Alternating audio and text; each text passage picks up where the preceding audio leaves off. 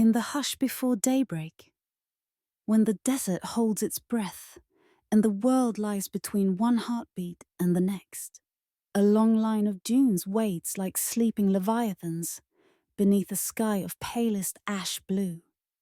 It is said the first light does not rise here. It returns, as if called back by a vow older than speech. Whispers tell us that beneath these slow tides of sand lies a kingdom that did not fall, but was gently covered, lulled into stillness by the hand of time itself.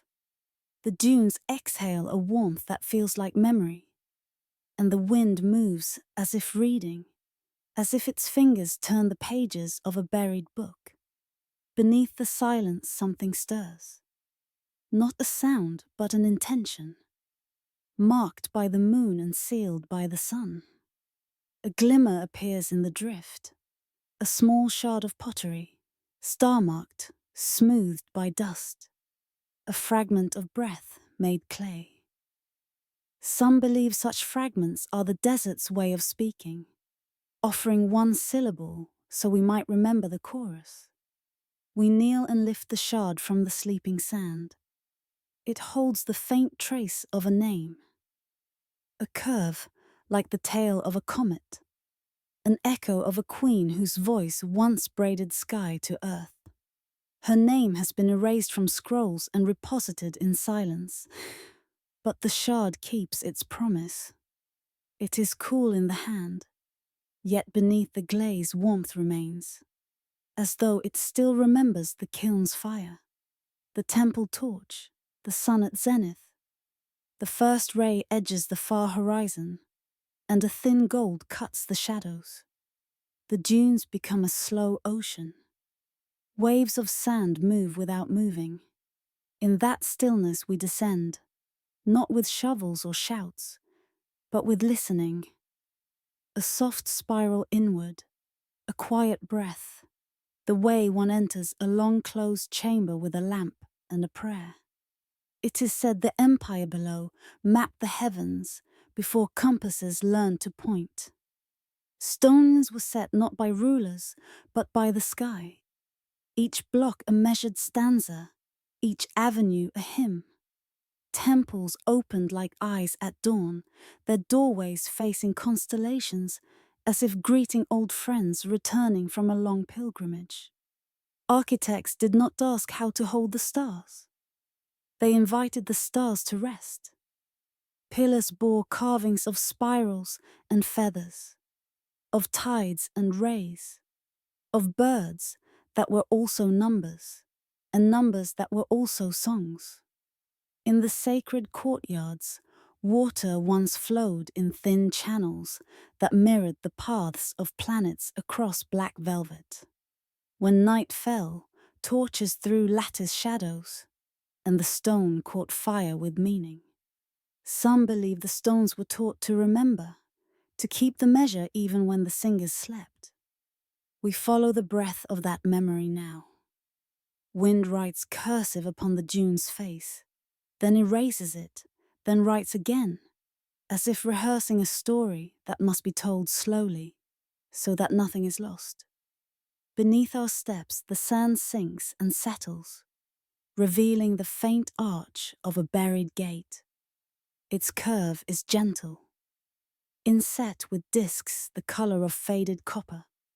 The discs bear star marks, 7 dots, then 1, then a spiral. The spiral returns again and again, a soft insistence. It is the shape of a shell, of a galaxy, of a thought that is never finished. We brush the gate with cloth, not to polish, but to unveil. The rising light enters the shallow alcove, and for a moment the discs tremble with reflection. It feels like a greeting. Perhaps it is. Within the first chamber, the sun arrives as a visitor, not a conqueror. A seam of light slips across the floor bar, unveiling lines cut into the stone. A sky map etched into silence. There are stars we know, and stars we do not, and lines between them like threads of breath. At the center lies a circle of obsidian, smooth and deep as still water. It said that on certain mornings like this, kissed by a slender moon and a wind from the east, the sun would climb the sky and bless this circle with a single blade of gold. When that blade found its place, a secret door would remember to open.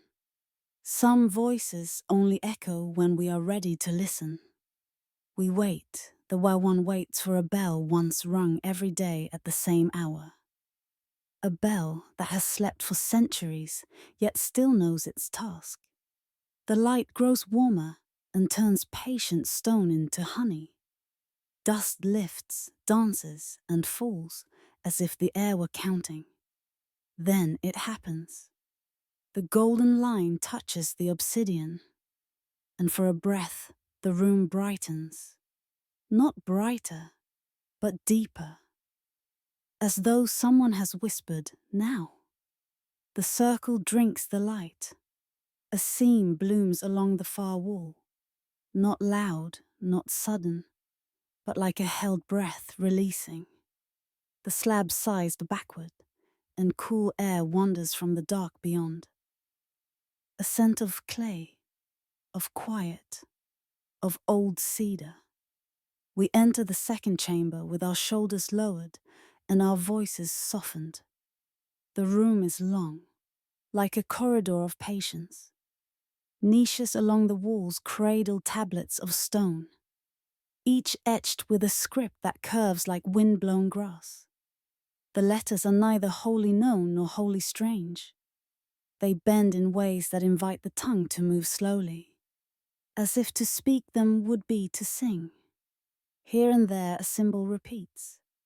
A tiny sun marked by a crescent, a bead of water, a feather, a gate. The tablets are arranged in spirals along the walls, their order guided by a principle that feels like music.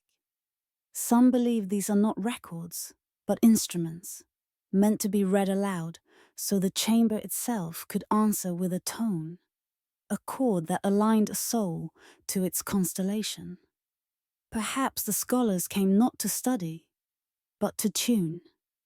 A step further in and the floor dips to a shallow well lined with a metal the color of oxidized bronze. At its center, a disc floats on the thinnest film of water, free to turn with the faintest breath. Its surface bears the memory of a machine, rings within rings, thin teeth like the petals of a buried flower. When we exhale, the disc turns slightly, and the rings murmur against one another. We watch, caught by the simplicity of it, the humility of precision. It is said that once at nightfall, torches would gather around this well and the rings would align with the stars overhead. Not to predict, but to mirror. Not to control, but to celebrate. A machine that dreamed of the sky without trying to replace it. On the far wall, another door waits, marked by a carving of a queen whose face is almost erased. Her hands are raised, not in command, but in greeting. Behind her, a horizon line and a rising sun. Beneath her, a single line of text, worn thin as a breath in winter. Scholars have copied the line for generations, filling libraries with arguments and ash. Here, it needs no argument. The letters curve. They open like gates, they close like lids over sacred eyes. They say, perhaps, she who invited the day, or she who remembered the sun. Some believe the wind carried her words to the sky so often that they simply became the morning. We do not push the door. We stand in her soft gaze and allow the room to wander through us. The desert beyond the walls waits like a patient choir, dunes ready to rise when called. A faint sound comes from the well. A thin, bell-like note. The ring settling into some ancient kindness. The note fades, then returns, now from the stone tablets. As if dust itself could hum, it would be possible to call this a trick, a draft, a settling of heat and shadow. Yet the heart does not call it that. The heart calls it recognition. It is said, the past breathes beneath our feet. Perhaps it breathes within our chests as well. And the chambers are simply teaching us to notice. We move softly, tracing the spiral of tablets. A few hold images rather than words. A map of stars arranged within the outline of a seed. A river drawn twice, once as water, once as a road. A gate opening upon an empty room full of light. Each image feels like an answer to a question we have not yet learned to ask. Each answer is simple. Breathe, open, remember. Beneath the silence, the chamber's cool air touches our skin like a hand on a brow. A gesture given to the fevered, to the lost, to the wakeful. Some stones bear marks of repair. Thin seams filled with a paler paste. The care is meticulous. Even the healings are beautiful. It suggests a people who believe that a broken thing could be made more sacred by the kindness that mends it. They did not hide the seam. They braided it with a line of gilt. In the low light, the gilt threads look like tiny rivers carrying mourning into the dark. It is said that every scar is a map, guiding memory back to what matters. At the rear of the chamber, a narrow stair descends into cooler shadow. We go down, and the air deepens until we can almost taste the mineral sleep of the earth. The stair delivers us into a room without corners.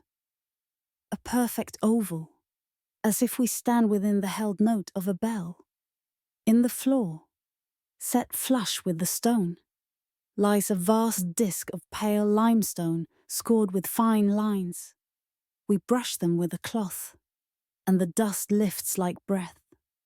The lines reveal themselves to be rays, not straight but subtly curved, as though they have learned the patience of time.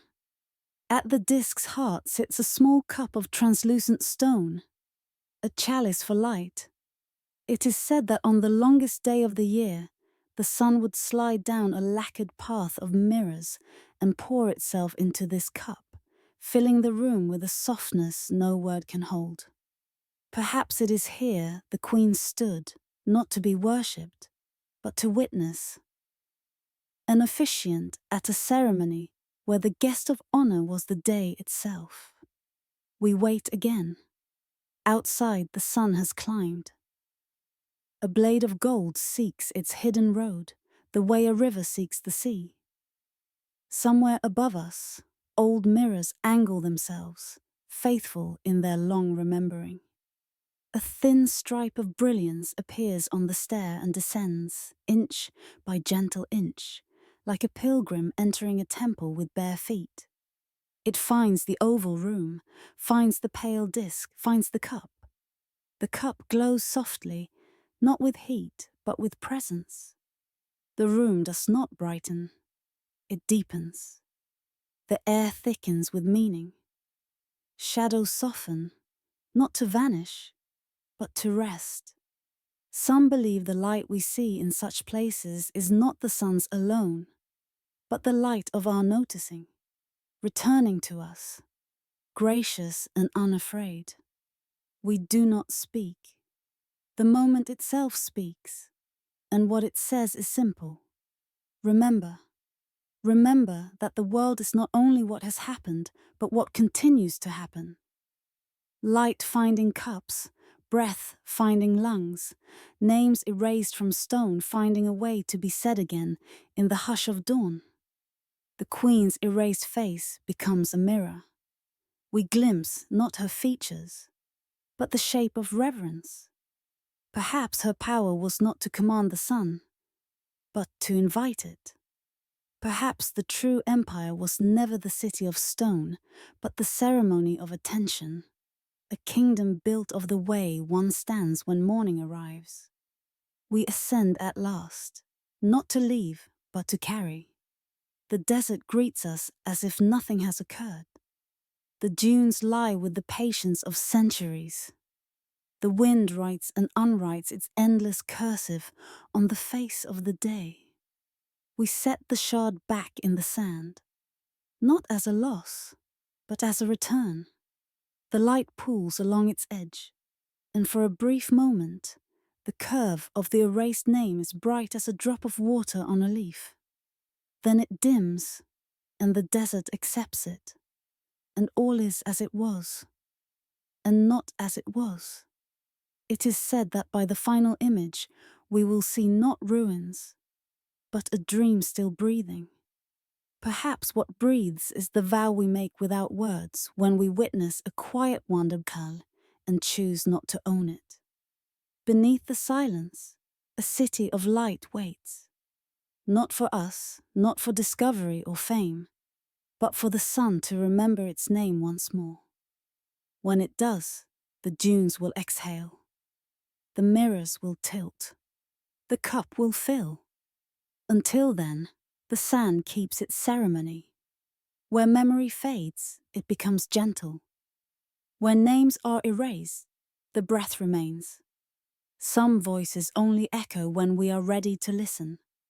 And tonight, when the sky darkens and the first star appears, marked by the moon, framed by the ancient gate of our eyelids, perhaps we will hear, softly at first, and then with the grace of certainty, the sand that remembers the sun. Perhaps it was never meant to be found. Perhaps it was meant to be felt. Either way, the desert knows. It hums with a patience that asks nothing and gives a great deal. The dunes settle. The wind rests. The horizon closes its long, soft eye.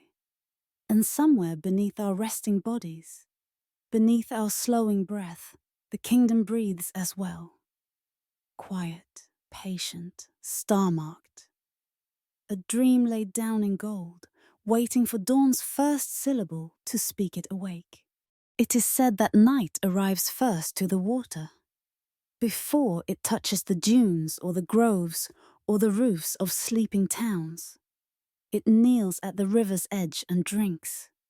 In forgotten corners of the earth, there is a bend of dark water, where the sky leans low, where the moon, marked by the ancient dust of centuries, writes its oval blessing across the current. Here, the river curves like a slow breath taken by the world itself. Along its banks lie stones that once were hands, once were altars, once were doors. Carved with unreadable prayers, the stones hum beneath the moonlight, faint and continuous, as though the river has borrowed a voice from the far side of memory. Beneath the silence, a question unfurls like mist. Did rivers once carry messages for gods? Whispers tell us that long before Mems, long before the first city lifted a wall against the wind, the water was a road of meaning. Not only for boats, but for words. Some believe a civilization stood along these banks and taught the river to remember, not with ink or metal, but with rhythm. Stone set against stone in careful spirals, eddies coaxed into song by hidden channels, a choir of currents braided to speak. It is said they believed every ripple was a syllable, every bend a sentence, every flood a proclamation sent to the temples of the sea. We stand on the shore where reeds bow like thin priests in the dark. The air smells of clay and starlight. The moon lifts a silver thread and lays it across the water. The river gathers it the way a grandmother gathers hair, tender and precise. We listen. There is the sound of movement without haste. There is the sound of distance returning home. And there, beneath these, a tone like a bowl struck gently by a fingertip. It vibrates through ankle and bone and thought. The stones along the bank seem to lean closer, as if they too wish to hear the syllables that pass. Where memory fades, the river restores. It carries fragments of cities lost to flood and time. A tile glazed with constellations. A brick, still warm with the breath of a vanished hearth. A broken statue's eye that continues to watch. In the dark, outlines shimmer under the surface. Steps, leading downward to a gate no longer etched to any wall. A paved causeway that reaches from nowhere to nowhere. A fallen column etched with spirals, its grooves filled with silt as soft as sleep. The current lifts and lays these pieces like a patient curator who understands that the exhibit is the flow itself. It is said that the people who made these stones did not write on paper, for fear the wind would learn their words and forget them. They wrote instead on the turning face of the water. By day they guided it with weights and narrow cuts, coaxing slow whirls to form beneath their bridges. By night they lit torches and watched the reflections move along the channels, reading the language of shifting light. Some believed the river was a scroll. Others believed it was a throat. All agreed that water remembers the shape of every vessel it has touched. To speak to the river was to speak to every shore it had known. Beneath an overhang of rock, we find a tablet half sunk in the wet earth, its inscription dulled to a veil. The characters curve like fish, then rise into feathered tips like smoke. Their music is missing, yet the page feels alive, as if the words are sleeping rather than gone. We do not pry it free. We brush it with water, and for a moment the grooves darken. A spiral appears, narrow at first, widening, then narrowing again, like the pulse of a heart at rest. Around it, a constellation of tiny dots, star-marked, oceanic. The spiral presents not a command, but an invitation. Look longer, breathe slower, let the current name you. Somewhere upstream, the river lowers its voice. The reeds hush, as if a giant hand has brushed them. The moon's reflection thins and wavers. From beneath a tangle of roots, a channel whispers into the main flow. A young thread joining an elder. The sound changes the color of the night. It becomes softer at the edges, like torchlight through a linen veil. If the stones could speak in words, they would say, "Listen now." But the stones speak in hums, and the hum is enough. History, when it is tired of dates, sits at the river and lets the banks tell its stories. Here, a broken ring pier where barges once tied their braided ropes. Here, a stair that mines the water's rise and fall like a mother following a child's sleep. Here, half a gate with a pattern of 7 circles, and one, perhaps marked by the moon's old arithmetic. We are told, by whispers that do not name their source, that the people along this water learned to send messages downstream that their enemies upriver could not read. Not ciphers, not hidden inks, but patterns of wake and shade.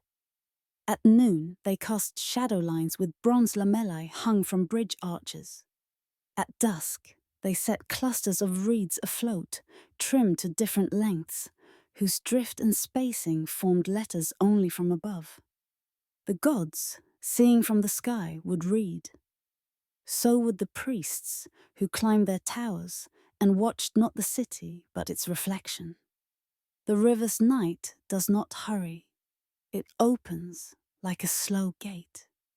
We walk, and the footpath yields softly, the dust taking our impressions and then letting them go.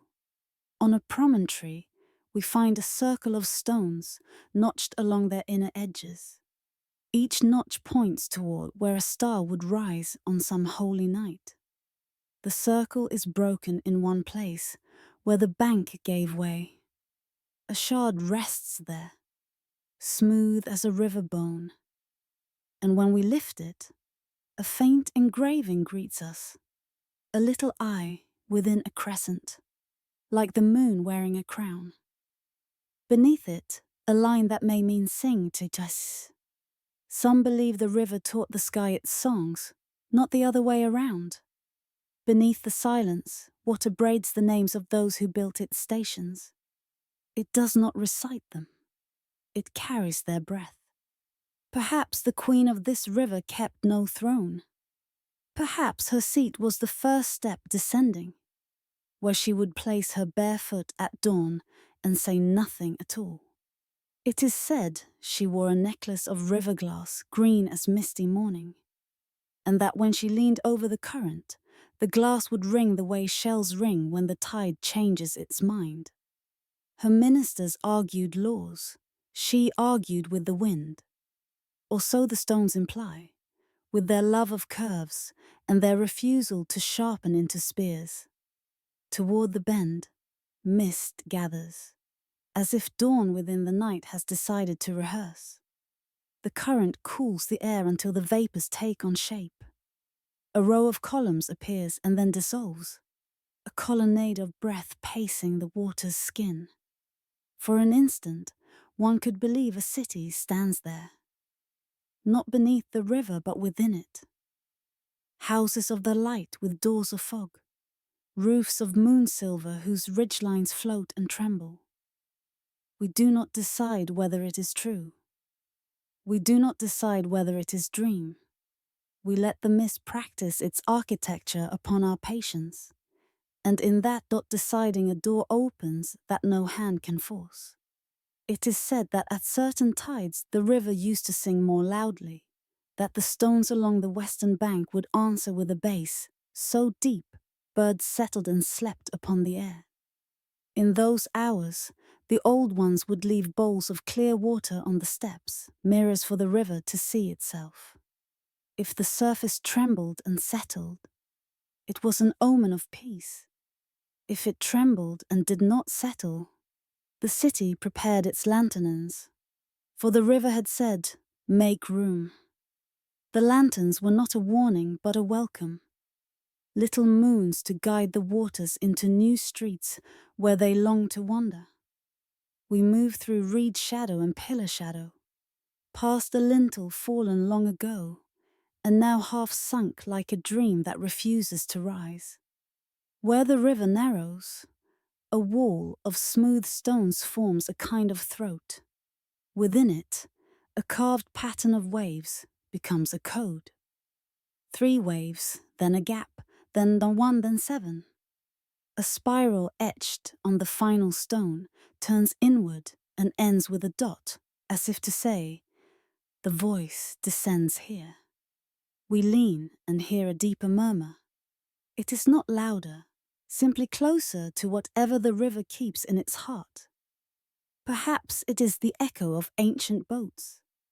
Perhaps it is the sea rehearsing its arrival.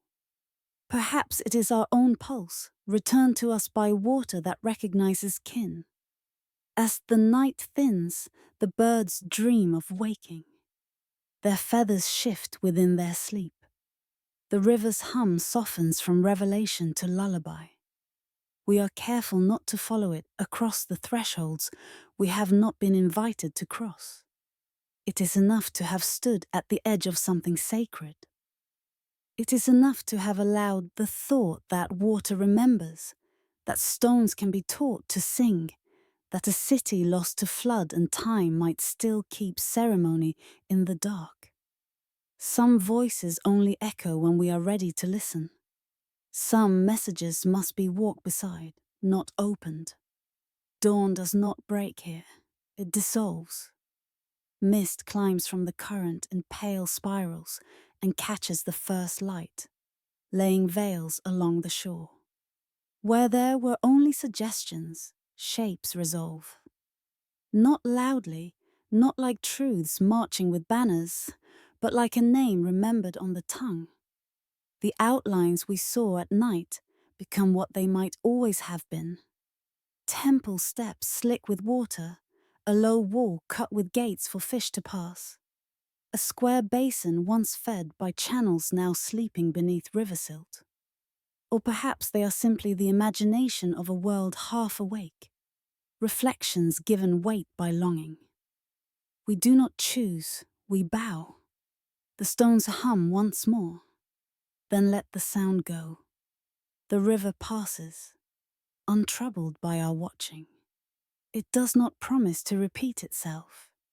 It does not ask to be understood. It offers movement and keeps moving.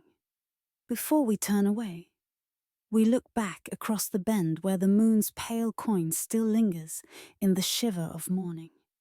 For a heartbeat, the coin seems held in a palm of water. Then the palm opens and the coin is gone. It is said that perhaps it was never meant to be found. Not the city, not the lost alphabet of ripples, not the gate that leads from stone to star. Perhaps the finding is the listening. Perhaps the message is the drift of breath that moves through us when we stand at the margin of a thing and do not demand that it be ours.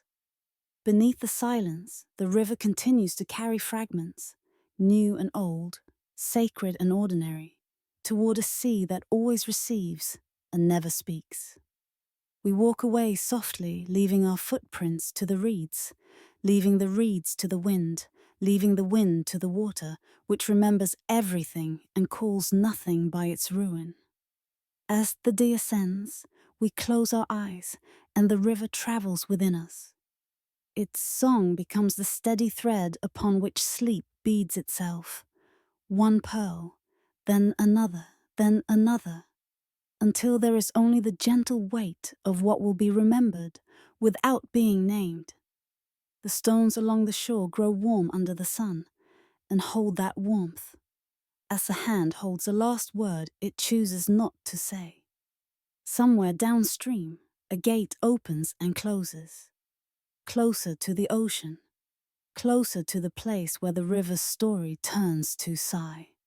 And though the voice fades into distance, though it becomes the hush of the wide world at rest, the echo remains.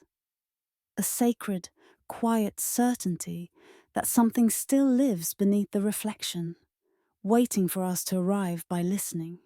It is said there was a city where knowledge burned brighter than its fires. In forgotten corners of the earth, the story is told in a low voice, as if the telling itself might stir embers that still sleep beneath the mountain. On the night the sky opened, the air grew heavy with omens. Birds wheeled, then vanished into the dark as if guided by a secret gate. The volcano lifted its red mouth to the stars and breathed, and the city answered with silence. Whispers tell us that in the first moments, ash fell like an ancient snowfall, soft, veiled, almost merciful, and the roofs bowed as though in prayer. Beneath the silence, chambers folded themselves inward. Doors closed upon their hinges with the courtesy of a final bow. And the library at the city's heart gathered its breath, as a singer gathers a last note and lets it hover. We stand now in that hush that follows long after thunder, when the world pretends to have forgotten. The ash is a grey ocean, quiet asleep, and our steps leave slow spirals where memory once hurried. Each grain is a letter without ink, a soft echo of the last words spoken. Where memory fades, shapes rise. A lintel half submerged, a colonnade crumbled into careful heaps, a doorway that still frames a rectangle of stillness as if expecting a reader to pass. It is said the library was marked by the moon on certain nights. A pale coin would come to rest upon the courtyard, and the stones would answer with a faint radiance, as though starlight had been poured into them and taught to remain. Within the first chamber, the air carries the scent of cooled fire and old cedar. The pillars lift, blackened but unbroken, and each carries a faint band of luster where the ash could not reach. The floor keeps a constellation of footprints made in the moment before the world turned grey. A constellation, not of fear, but of attention, as though those who stood here turned and turned, listening for a last instruction. On the walls, the smoke has drawn a script that looks like breath made visible. If we watch long enough, the curves become waves, then feathers, then the memory of a hand lifting to trace a circle in the dust.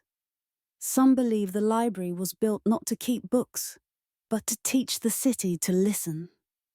The scroll rooms opened onto gardens where water once whispered through channels carved with star marks. Torchlight stroked the leaves of a laurel that has since become a brittle sculpture of ash. Benches faced not inward, but up, toward a window shaped like a crescent, for reading by moon and prayer by dawn. The keepers walked barefoot so their steps would not disturb the hush. They wrote upon tablets warmed by sunlight, then cooled them under a bowl of water, so the clay would remember both heat and shade. It is said they wrote to the gods. Others believe they wrote to us, the late born, the ones who would come with lanterns and careful brushes, bending their heads to hear.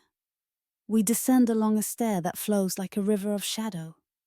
The steps are dust-sifted, the edges softened into kindness.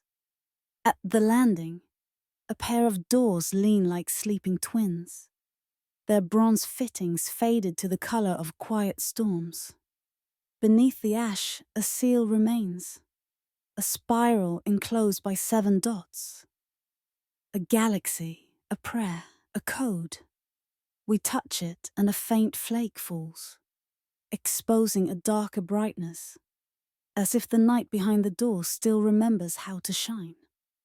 The hall beyond is long and narrow, an arras of grey threaded with the paler grey of light.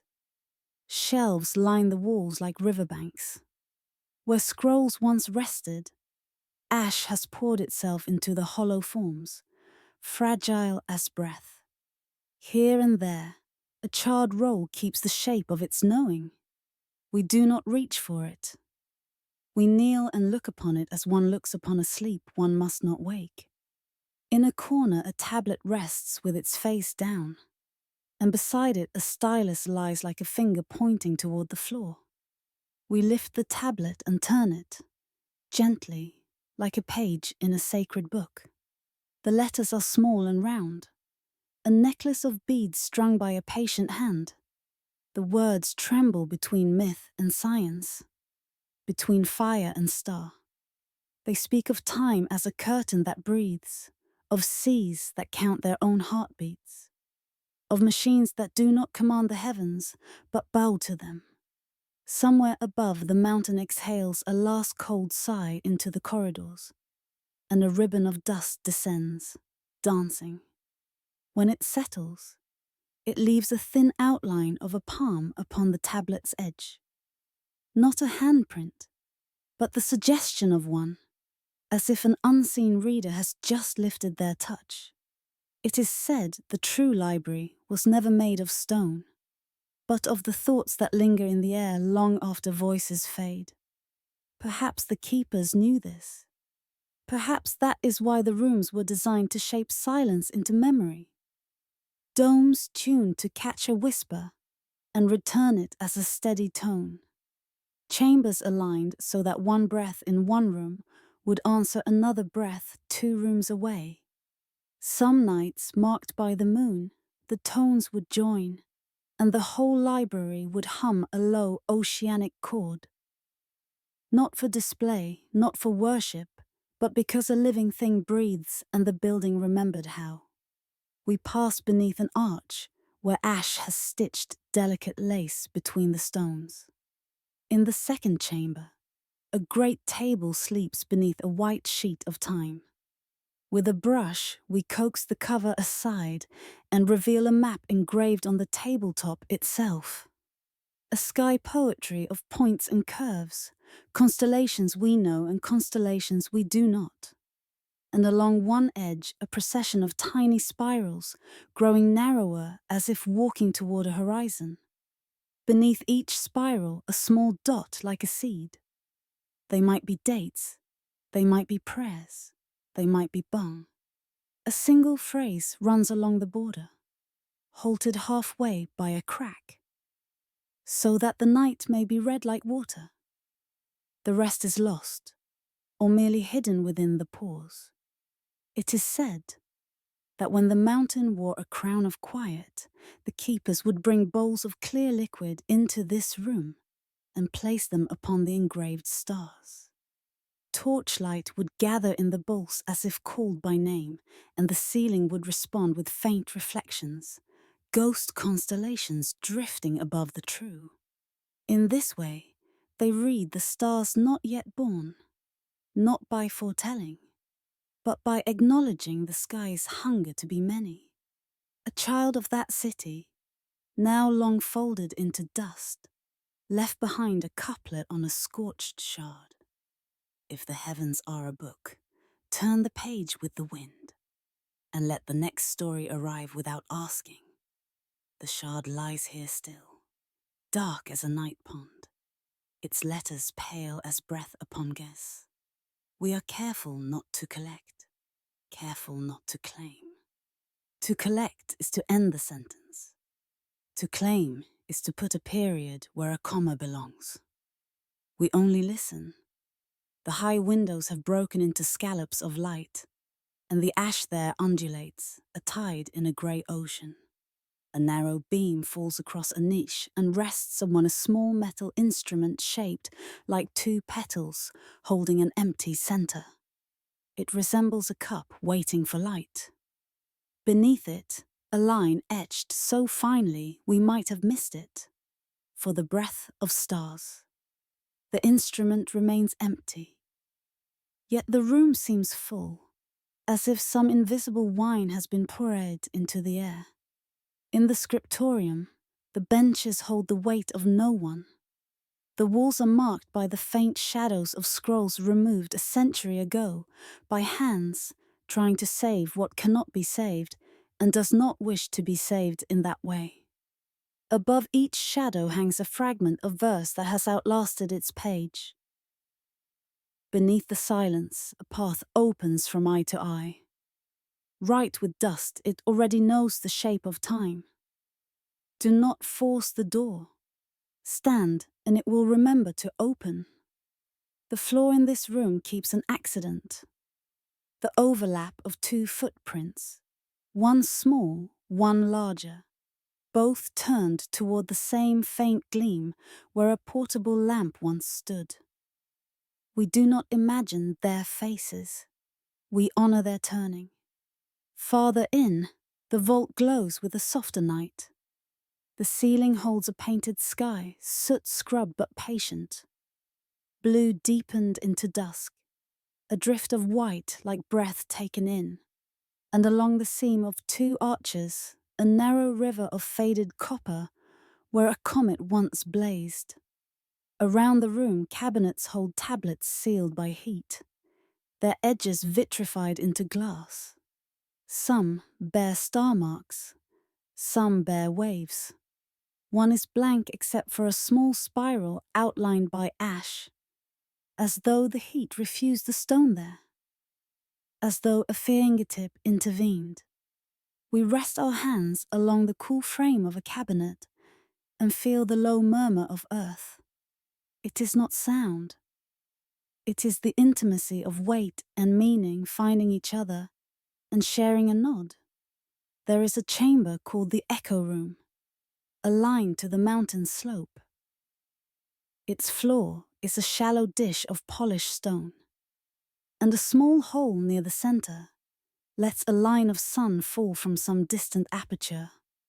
The light moves with the day, slow as a monk in the meditation. and where it falls, the stone sings. Not loudly, not to be admired, just enough to let the body remember it is made of the same listening as the world. In its perfect morning, the room was a soft choir, each note answering the last, spiraling outward until the whole library felt like a shell pressed to the ear. Now the song is quieter, yet it remains.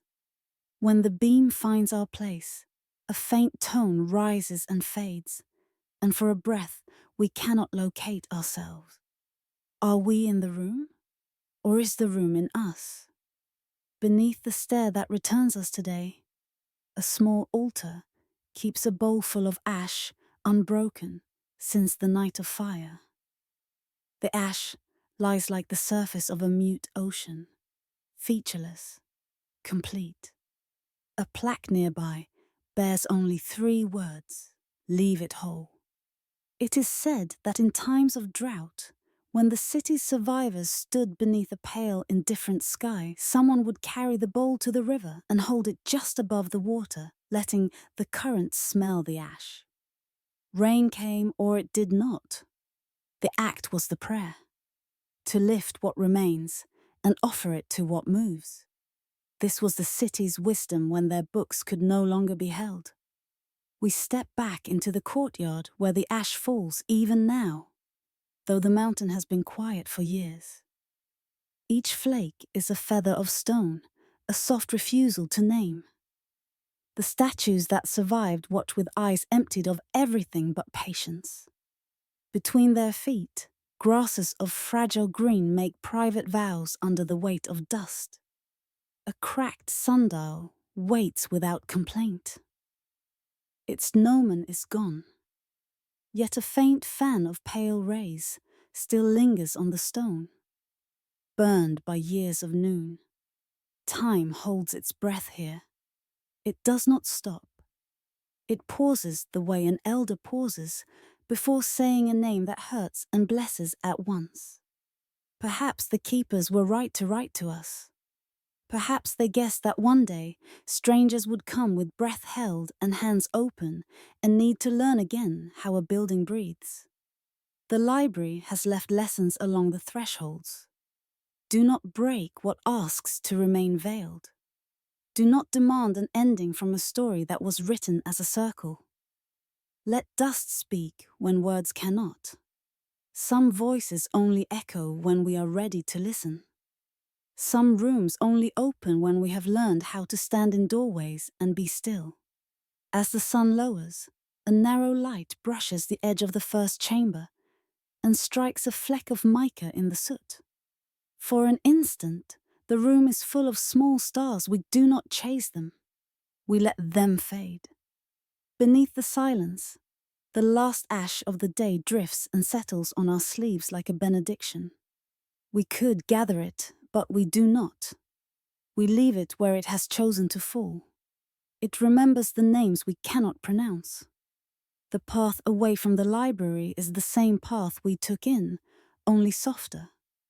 Our footprints are filling already, spirals unwinding into gentle plains.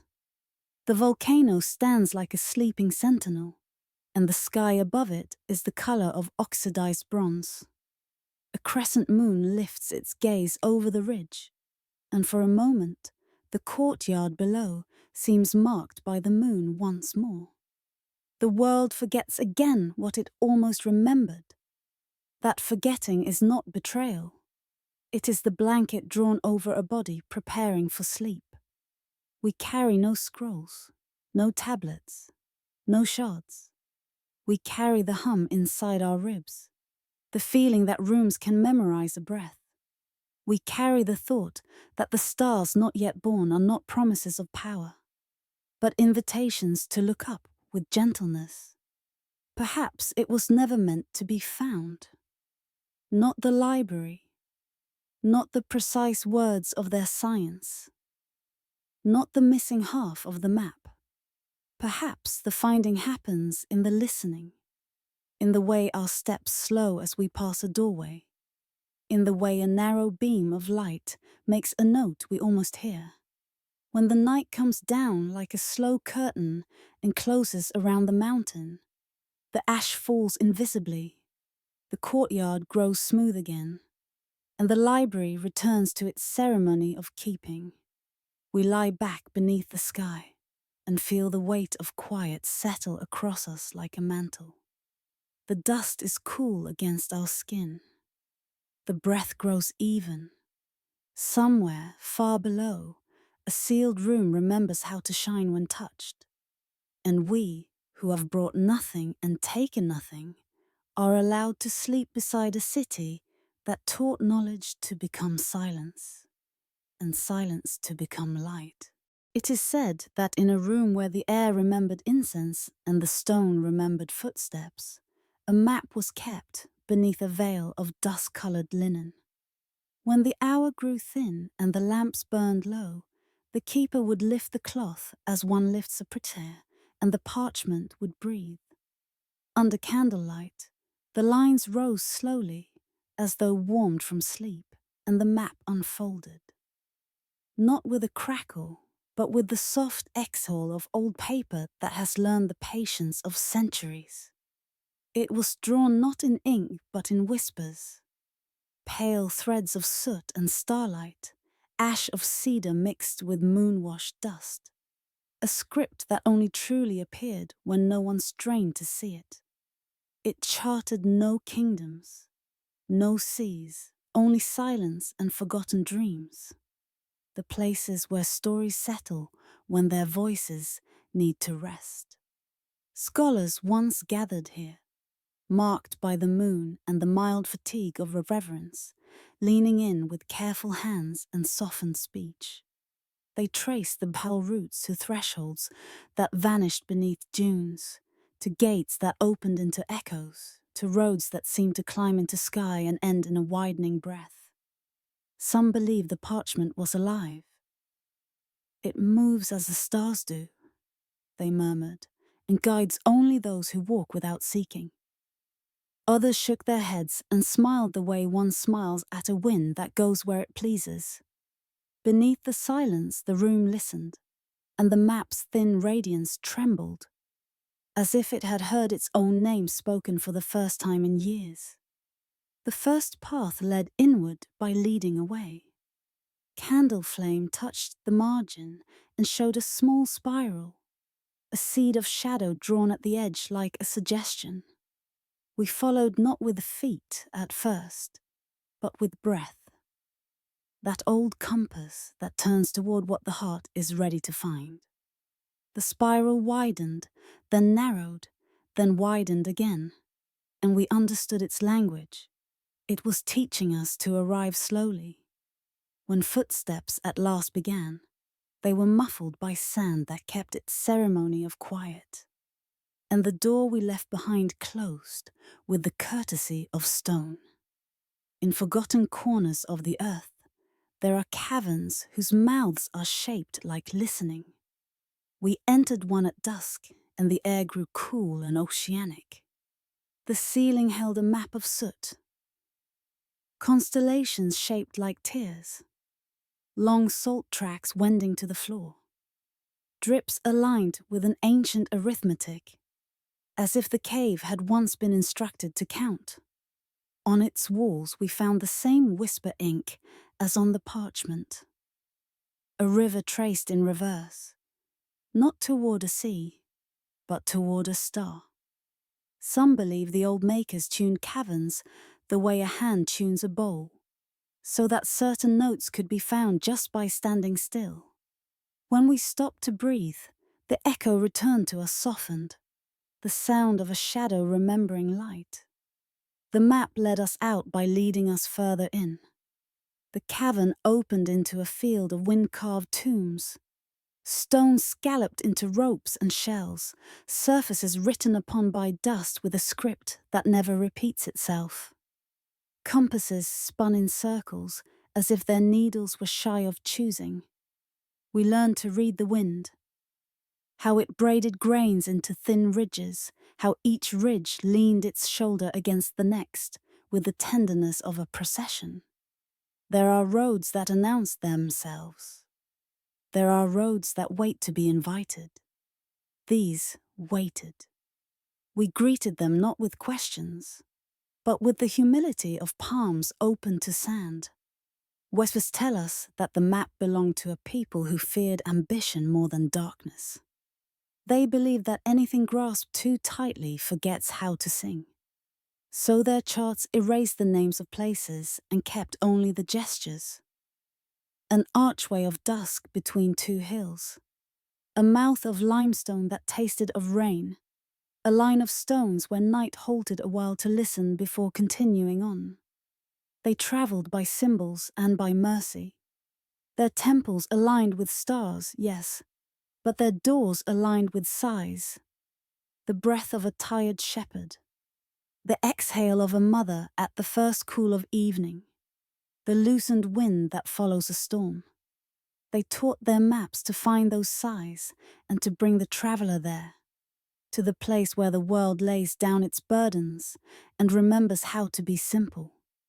The parchment showed a river that ended in sky. We walked along a dry bed that once held water, its stones rounded into a rosary of memory.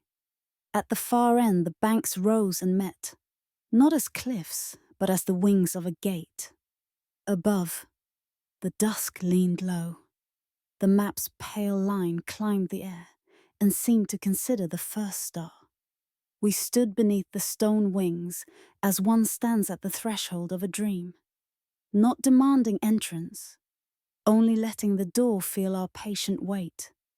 Beneath the silence, a thin wind moved, and with it the faintest fragrance of cedar. The winged gate did not open. It remembered something and allowed us to pass without moving.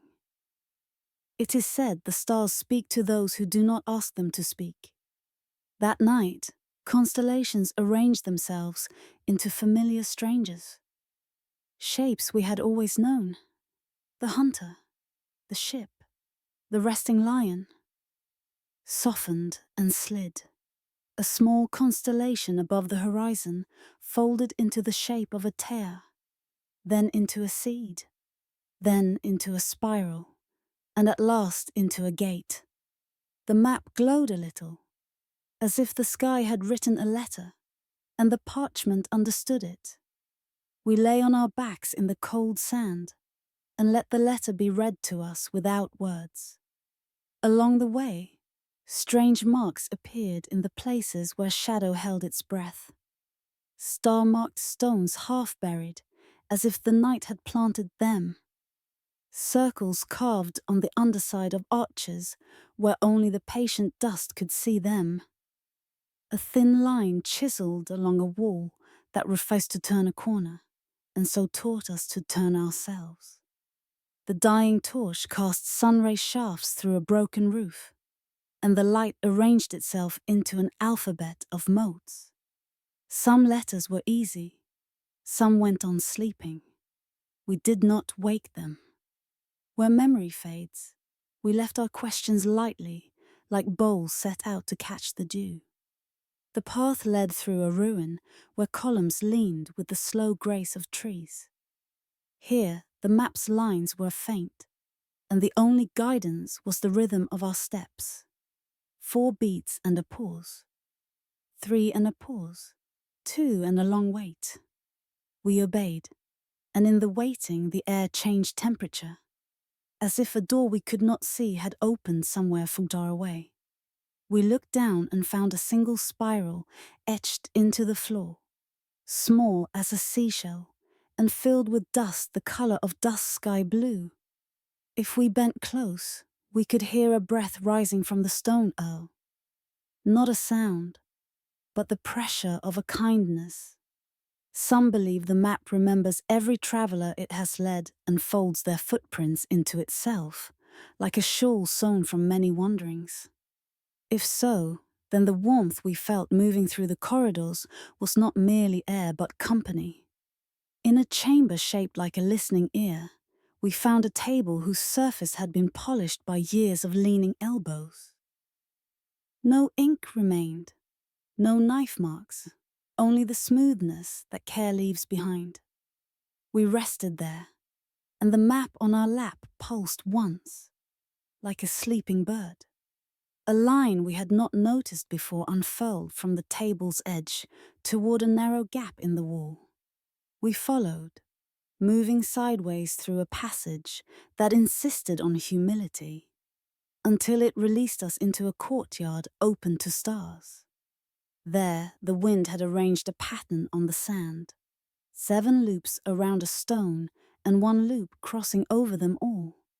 Marked by the moon and refined by the night, the pattern hummed at the edges of sight. We stepped beside it, careful not to disturb what had been made without hands. Perhaps the map had led us here not to find, but to witness. Perhaps this geometry of wind and patience was a message addressed to time itself. Beneath the silence, the traveller's heart grew quieter still, as if it had reached a room where noise was unnecessary and all had work to do. Beyond the courtyard, the parchment guided us to a canyon whose walls were the color of faded copper and whose floor was the color of an old prayer. We entered at noon, and the sun poured through in a single beam that walked in front of us like a lantern bearer. On the canyon wall, someone long ago had carved a river in reverse, its mouth at the top, its source deep in stone. The beam found the mouth, descended carefully down the channels as a finger following a line of verse, and came to rest upon a small cup cut into the rock. The light filled the cup, and for a breath the canyon exhaled the scent of rain. Some voices only echo when we are ready to listen. The echo that came then was not of sound, but of certainty without edges. The deeper we wandered, the more we sensed the truth. The map never led outward, but inward. Its paths traced the unseen corridors of memory, the archways under our ribs, the stair that descends behind the eyes at dusk, the courtyard where the breath sits and turns a small stone over and over until it shines. We began to recognize its symbols as our own: the tear-shaped constellation, a grief finally allowed to be gentle, the river that ends in sky, a thought released from its own weight, the spiral etched in the threshold, the promise to arrive again and again, each time more slowly. At last, the map brought us to a gate the color of dust, its lintel cracked but still singing. No city waited beyond, no treasure, no verdict, only a plain of sand, so even that the horizon looked like a held breath. We stood. The parchment trembled, then settled. Candlelight, somewhere remembered, flickered along an edge we could not see. We unfolded the final panel, and the lines there were nearly invisible, the faintest breathings of soot. They did not point, they listened. They formed not an arrow, but a question, not a command, but a bowl. Perhaps it was never meant to be found. The place, the secret, the destination promised to impatient eyes. Perhaps the finding was the walking without seeking, the reading of wind, the learning of silence's grammar. The map, having taught us the gate it preferred, closed on its own. The parchment sighed, as a room sighs when the last guest leaves and the lamps are lowered. The candle in memory burned low. The veil of dusk-colored linen descended, and we, who had traveled and not arrived, felt a tender certainty take its seat beside us. Not everything forgotten is lost. We returned as one returns from a temple, slower than before, carrying nothing in our hands and more than we could name in our breath. The compasses, once dizzy, steadied as if satisfied. The cavern's tears dried to a gloss. The wind erased our footprints and laid down its own. Back in the room of incense and stone, the air remembered us and was kind. The keeper replaced the cloth, turned down the flame, and left the door half open so the night could visit. Beneath the silence, the map rested. Not asleep, but listening for the next traveler's soft approach. When sleep comes, and it will, like a measured tide, it will come through the same corridors, archway of breath, stair of shoulder, courtyard of rib. The stars will rearrange themselves above the closed eyes into a message that requires no translation. Rivers will end in sky and start again in the dark, where the heart keeps its lantern. In that place, the map's whisper ink will glow, not with urgency, but with welcome. And the traveler will follow a path that has been waiting, not to be conquered, but to be remembered. And if, in the hour before dawn, a question rises like a thin line from the deep, what was the map for? Let it rise, and do not answer. Some voices only echo when we are ready to listen. Let the echo be enough. Let the parchment close like a sigh. Let shadow be a country with no borders and many homes. Where memory fades, leave a bowl. Where names are lost, leave a breath. And when the first light comes, sand beige and sandstone yellow, laying quiet gold upon the room, step softly. The map will feel your presence through the cloth, and somewhere, far inside the careful folds, a spiral will turn once, as if to say yes. It is said the ocean keeps two ledgers. One is for ships and storms, for currents and charts. The other is for what cannot be entered with ink. In forgotten corners of the earth, where the sea breathes with a longer measure and the horizon looks like a hymn, there is a place the old maps leave blank, as if in reverence. Whispers tell us that when the moon is whole and marked by the quiet scars of its long remembering, a city rises from the water's mirror. Not made of stone, not made of flesh, but of glass and breath and starlight gathered into form. Towers lift their delicate spires above the tide, and streets unfold like pale ribbons, suspended between dream and reflection. The air grows cool and oceanic. The waves forget their voices and listen.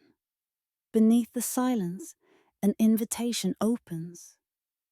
Not a door, but a hush so complete it becomes a gate. It began, so the stories say, with a sailor who kept vigil on a deck that moved as gently as a cradle. Near midnight, the sea became smooth as a drawn blade, and the moon laid a white path that did not end. Along that path, a shimmer appeared, the first faint architecture of a thought made visible. Spires rose where no shadow fell, arches leaned upon the breath of light.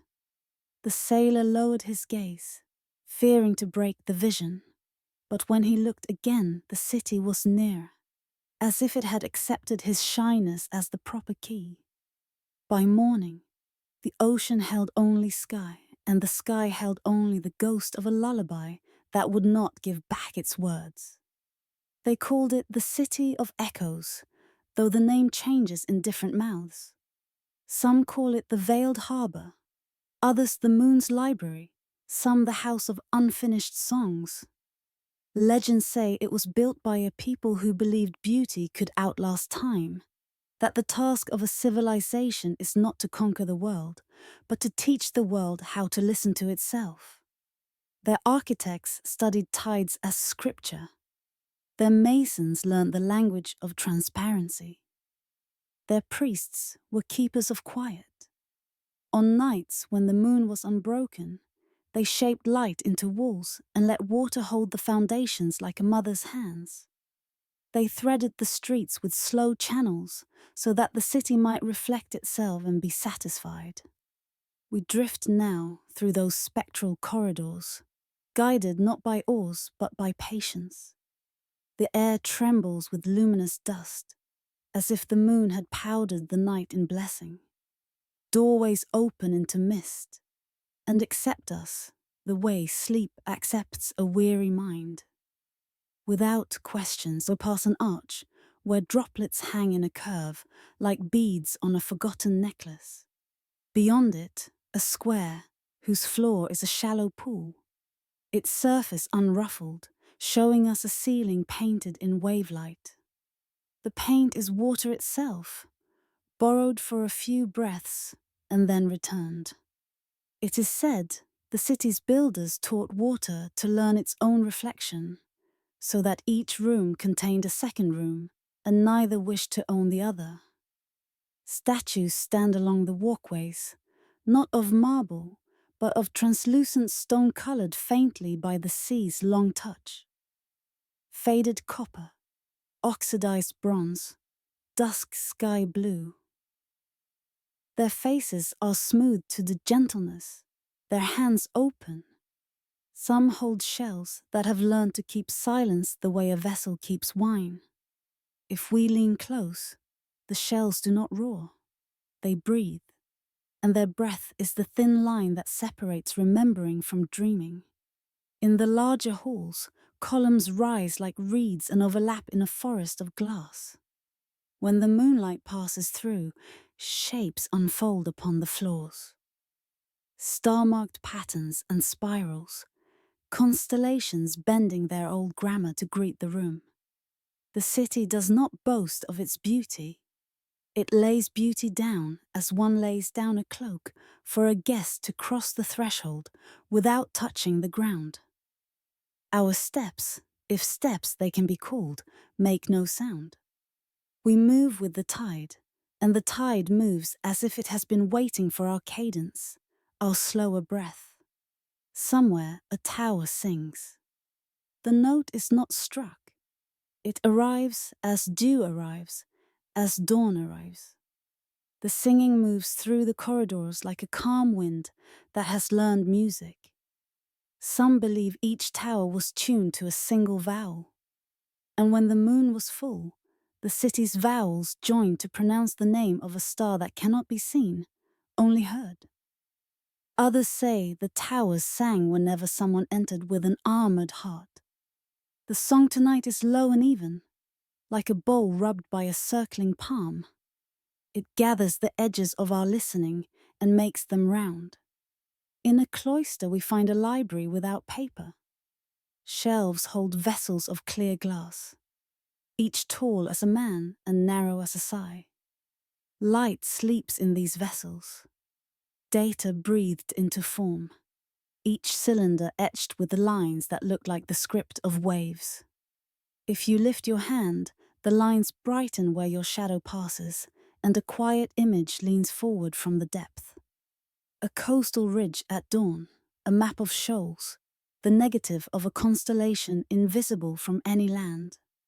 Perhaps the keepers wrote to the sea and to the moon and to us, the late ones, using translucence as their alphabet. Perhaps the library beneath the sea is not a ruin, but a lung, storing the breath of nights when the world was most awake. At the center of the city, there is a plaza whose borders are not drawn by walls but by reflection. Here, a fountain rises and forgets to fall. Water lifts in a long, thin column, torn from gravity by a patience too complete to resist. Its skin trembles with the effort of remaining gentle.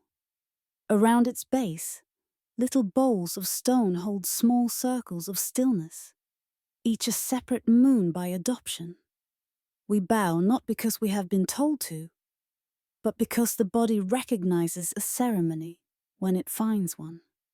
The city's echo hums along the edges of the plaza. Not an after sound, but a companion. What the space would sing if it had a throat. Whispers tell us the city once had gates that faced all directions. One for winds, one for tides, one for seekers, and one for those who needed not to seek. A fifth gate it is said, opened only when the moon crossed certain paths with the sea's invisible marks. That gate led nowhere and everywhere. Those who passed through felt lighter, not because they had lost weight, but because they had set down names. The gate still stands, or it does not. In the city of echoes, absence is a noble form of presence. Beneath a half-shadowed arch, we see the suggestion of such a threshold. A thin line of bright on the water that refuses to break. A door made of permission.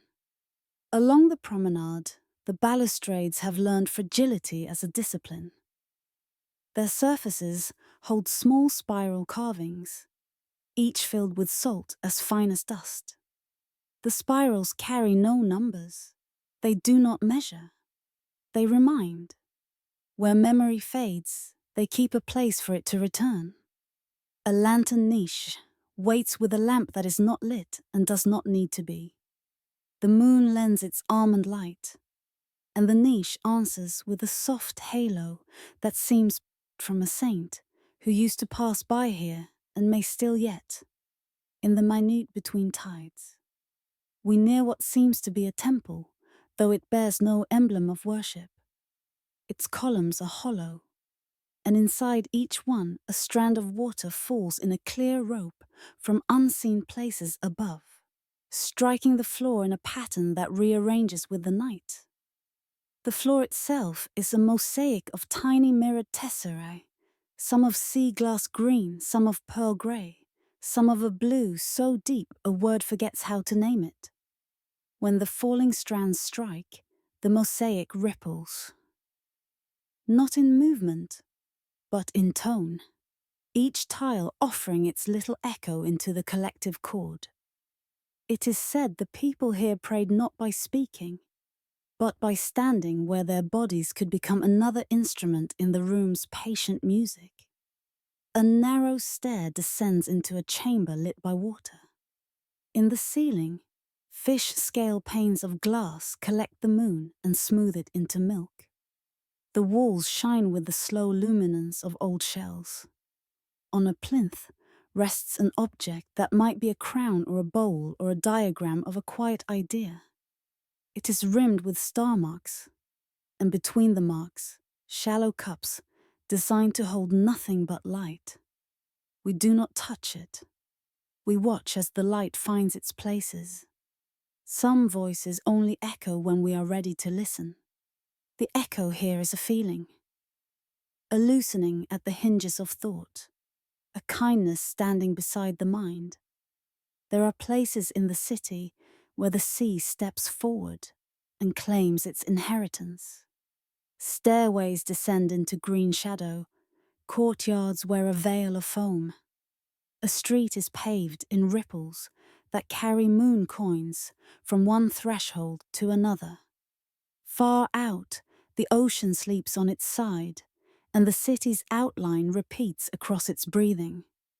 We stand at the edge of a balcony and look down into a canal so still it has become a memory of itself. In that memory floats the ghost of a boat, unmanned and unnecessary, its hull the color of whatever word means quiet in the language of tides. As the night ages, the moon's full face softens, as if the long look has made it tender. The city notices. Its lines blur, not as a failing, but as a chosen modesty. Spires lower their song until the tone is nearly the absence of tone. The fountain remembers how to fall, and does so in a single, forgiving breath. Doorways lean inward and become mist. Statues cease to practice breathing and return to being the visible forms of patience. We feel the tide lift under our feet and carry the avenues downward by a width no eye can count. The city recedes the way a story recedes when it has said enough. Perhaps it was never meant to be found. Perhaps it was meant to be felt. A ritual that repeats wherever moon and water agree to keep a secret together. The city of echoes fades with the moonlight, not into nothing, but into the world that has always been here, awaiting its turn. The sea with its ledger of ships and storms. The sky with its ledger of weather and birds. Yet something remains, as all true ceremonies leave something. A faint impression of music lingers in the tide. Steps that we did not take seem suddenly rested within our bones. The air above the water keeps the shape of a vaulted hall and lets it melt slowly back into wind. We turn away, not empty-handed, though our hands hold nothing. The wavelets cradle a lullaby whose words have dissolved, but whose rhythm remains. Long, short, short, long, short, short. If we listen, sleep comes by that rhythm, rising and fading like breath pressed to a conch. The beauty that outlasts time is not a tower or a gate. It is the way the heart learns to lower its voice when the moon climbs high. We leave the city to its vow, we leave the sea to its two ledgers, and we let our eyelids copy the archways we have walked beneath, closing like soft gates that do not lock, only bless. And if tomorrow someone asks whether it truly existed, we will answer the way the ocean answers most questions, with a brightness that will not be held, with a quiet that invites another look. Not everything forgotten is lost. Some things agree to be remembered only in the spaces between waking and sleep, only in the few breaths when the moon is whole. The tide is patient, and the listener has put down the weight of certainty. Beneath the silence, the city keeps watch, waiting for the next fullness, the next traveler, the next unhurried heart. It is said that deep within a forgotten temple, where the floor remembers sandalwood and the ceiling remembers smoke, a machine kept vigil long after its makers laid down their tools. In forgotten corners of the earth, where wind wears down the names of kings, but leaves the nameless intact, a chamber of stone holds air that smells of metal and incense. The door does not open, it remembers to yield, and in the hush that follows, a listening begins. Not with the ears, but with the bones. For somewhere ahead, a wheel turns without a hand to guide it, and a tooth meets a tooth in patient greeting, and the ancient breath of copper rises like a prayer that does not need words. Beneath the silence, a single lamp would once have burned. Now, the only flame is the memory of flame, a warm stain on the stone like an echo of sunlight resting its head. The room receives us as a sea receives a falling star, not with surprise, but with recognition. Against the far wall, the mechanism waits, rusted yet precise, veiled in dust the color of dusk sky blue. Its rings asleep in their own mathematics. Some believe the machine mirrored the heavens, not to command them, but to keep them company. Some believe it counted the breath of gods by counting the breath of gears. Its face is a circle upon circles, thin bronze lanes with star-marked notches, small moons of hammered copper nested like shells, a spiral of numbers that begin nowhere and end in patience. It is said that priests once gathered around this clock of the cosmos, their robes brushed by the soft hiss of sand, their voices lowered to join the room's chosen pitch. They did not argue about truth. They tuned the night. When they turned the crown, a wheel with spokes like the rays of a quiet sun. Constellations danced across the instrument's skin, the twins in a slow embrace. The archer inclined as if in prayer, the great fish delivering the curve of a river to the dark. Not stars, no, tiny markers and delicate pin feet traced these motions. But the motion was right, the rhythm true, like breath passed from sky to metal so it could learn to endure. Whispers tell us the machine was not born whole. It was taught the heavens, piece by piece, as a child is taught to speak. A ring for the wandering lights. A ring for the faithful ones. A ring that slipped backwards to honor the slow drift of ages. The makers touched each wheel with ash and oil, and a flute of cedar gave the air its sweetness. They aligned the spine of the device to the spine of the earth. They marked a line where moon would meet mirror, where eclipse would kiss edge, where solstice would lift its quiet crown. Faith and knowledge spoke the same tongue here. The room was a sacred hall and a workshop, a place where the prayer was the problem, and the solution was a psalm. We stepped nearer, and the dust answers in spirals, small galaxies giving way beneath our breath. The main plate reveals faint engravings, a sea of digits like pebbles, a shallow ocean of meaning. There are scratches where a finger traced something and did not finish. There is a notch worn smooth by time, as if time itself had placed its thumb there to steady its leaning. Along the outer rim, the symbol of a feather, lightness, law, the measure by which a heart is weighed.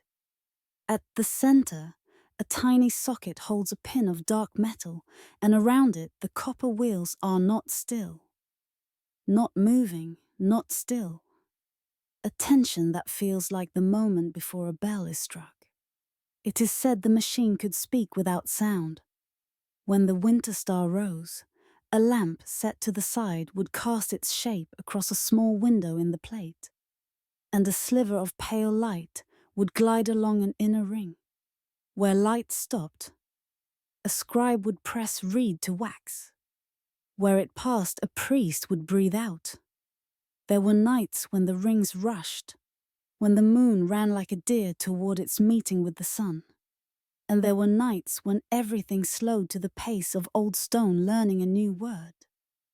The elders taught the young not by telling them what to think, but by showing them how to watch. Watching, they believed, was the first rite, and perhaps the last. Centuries layered themselves like leaves on the temple roof. Sand entered as a guest and stayed as a librarian. Outside, empires folded and unfolded like carpets shaken over a balcony. Inside, the machine kept its small country of order. And then, the long quiet. The door sealed by drifting dunes. The lamp lost. The last scribe's wax turned to a pale fossil of a thought. We call such hours abandonment. But the machine did not call them that. Where memory fades, it simply closed its eyes and counted the pulses in the dark. Gears held their teeth like monks holding beads. Springs loosened, but did not forget their vows. It is said that when the chamber was opened again, not by conquest, but by curiosity, the air sighed, and the dust lifted in a single breath that smelled of cedar and old smoke. The explorers carried little voices of light that whispered along the walls. They placed their hands close, not to claim, but to warm. One brushed a ring, and it answered with a soft tremor, like the body of a sleeping animal recognizing the shape of a friend. "Listen," someone nearly said, and then did not, for the room had said it already in a language made of echo and patience. The mechanism, unearthed, was rusted yet precise, as though time obeyed its whisper even while forgetting its face. When light leaned into the plate, old engravings stirred like fish beneath clear water. The ghost of a diagram rose, circles within circles, a tide of numbers exploring the shore and returning shyly to the sea. On the back, a script ran around the rim, not for display, but for memory. Small, rounded letters that seemed to have been taught to breathe. They told not a prophecy, but a calendar of ceremony. Nights marked by the moon, mornings marked by tide, days dedicated to silence, evenings given to listening for the first star. We are told the device foretold eclipses, but foretold is a fierce word, and this room does not keep fierce words. Let us say instead that it remembered the meetings of sun and moon, and let that memory be shared. Let us say it traced the patience of Venus and held it to the lamp, so hearts might learn such patience for their own. Let us say it turned time softly, the way a potter turns clay, so that the vessel of a year might hold its water without spilling. In that way, faith and knowledge met, not as rivals, but as neighbors standing shoulder to shoulder at the edge of a field, watching weather arrive with the dignity of weather. Beneath the central wheel lies a smaller one, serrated like the edge of a leaf, and beneath that another, and beneath that the hint of a spring coiled into a vow. Each tooth is a day, perhaps, each gap a night, or each tooth is a breath, each gap a prayer. Who can draw the line between counting and blessing in a room like this? A bronze pointer rests above an arc washed in pale enamel. Along that arc, little stars are cut like seeds. Some are full. Some are hollowed to admit a drop of light. Tonight the pointer leans toward a hollow seed, as if marking a promise not yet fulfilled. Marked by the moon, the rim keeps its secrets kindly. In a niche to the side, a tray holds fragments. Broken cogs like crumbled suns, a shard of spiral spring, a ring engraved with waves. Oceanic, star-marked, veiled in dust, they look like bones of a small creature that once knew the sky and still remembers in its sleep. The tray is not a grave, it is a chorus. Each piece speaks the dialect of making, a language of friction and grace. We try the ring against the light. A thin halo appears on the wall and then fades. A moon rehearsing for a ceremony it will always perform and never finish. It is said the priests asked the machine questions, but not the kind we hunger for now. They asked when to plant by the river so that the water would recognize gratitude. They asked which night to leave the gate open so that the lost could find their way by a star that often hides its face. They asked the dates on which to remain silent from noon to noon, not to earn favor, but to let the city breathe. The machine did not answer. It showed the sky's quiet habits. It held up a mirror, and in that mirror, the people saw their own breath, keeping time with something larger and more patient than fear. We circle the instrument slowly, the way prayer circles a name. On the reverse, a door as small as a thumbnail slides to reveal another world. Tiny teeth, chasing each other in an enclosed dance. A narrow track, glinting like a path beside a river at evening. Beyond the track, a window opens onto a plate, engraved with a spiral so fine it is more intention than line. Dust rests in the grooves, the way snow rests in a poem. If we tilt the plate just so, the spiral brightens, and for an instant we feel the room straighten its back. Some voices only echo when we are ready to listen. There is a story, perhaps true, perhaps only a kindness, that on one night each year the machine turned of its own accord, though no hand moved it, aligning every ring to the quietest possible music. The city would grow still, jars sealed, doors unlatched, the fire's tongue tamed to a remembered ember. In that hush, mother and child would hear the same note, and a man crossing a threshold would lift his foot and lower it more gently, and the gates would refuse to clang. The stars above would take their positions, not with fanfare, but with the confidence of things that have lasted. And the machine, fulfilling its vow, would dream of the stars, and the stars, indulgent as elders, would dream of the machine.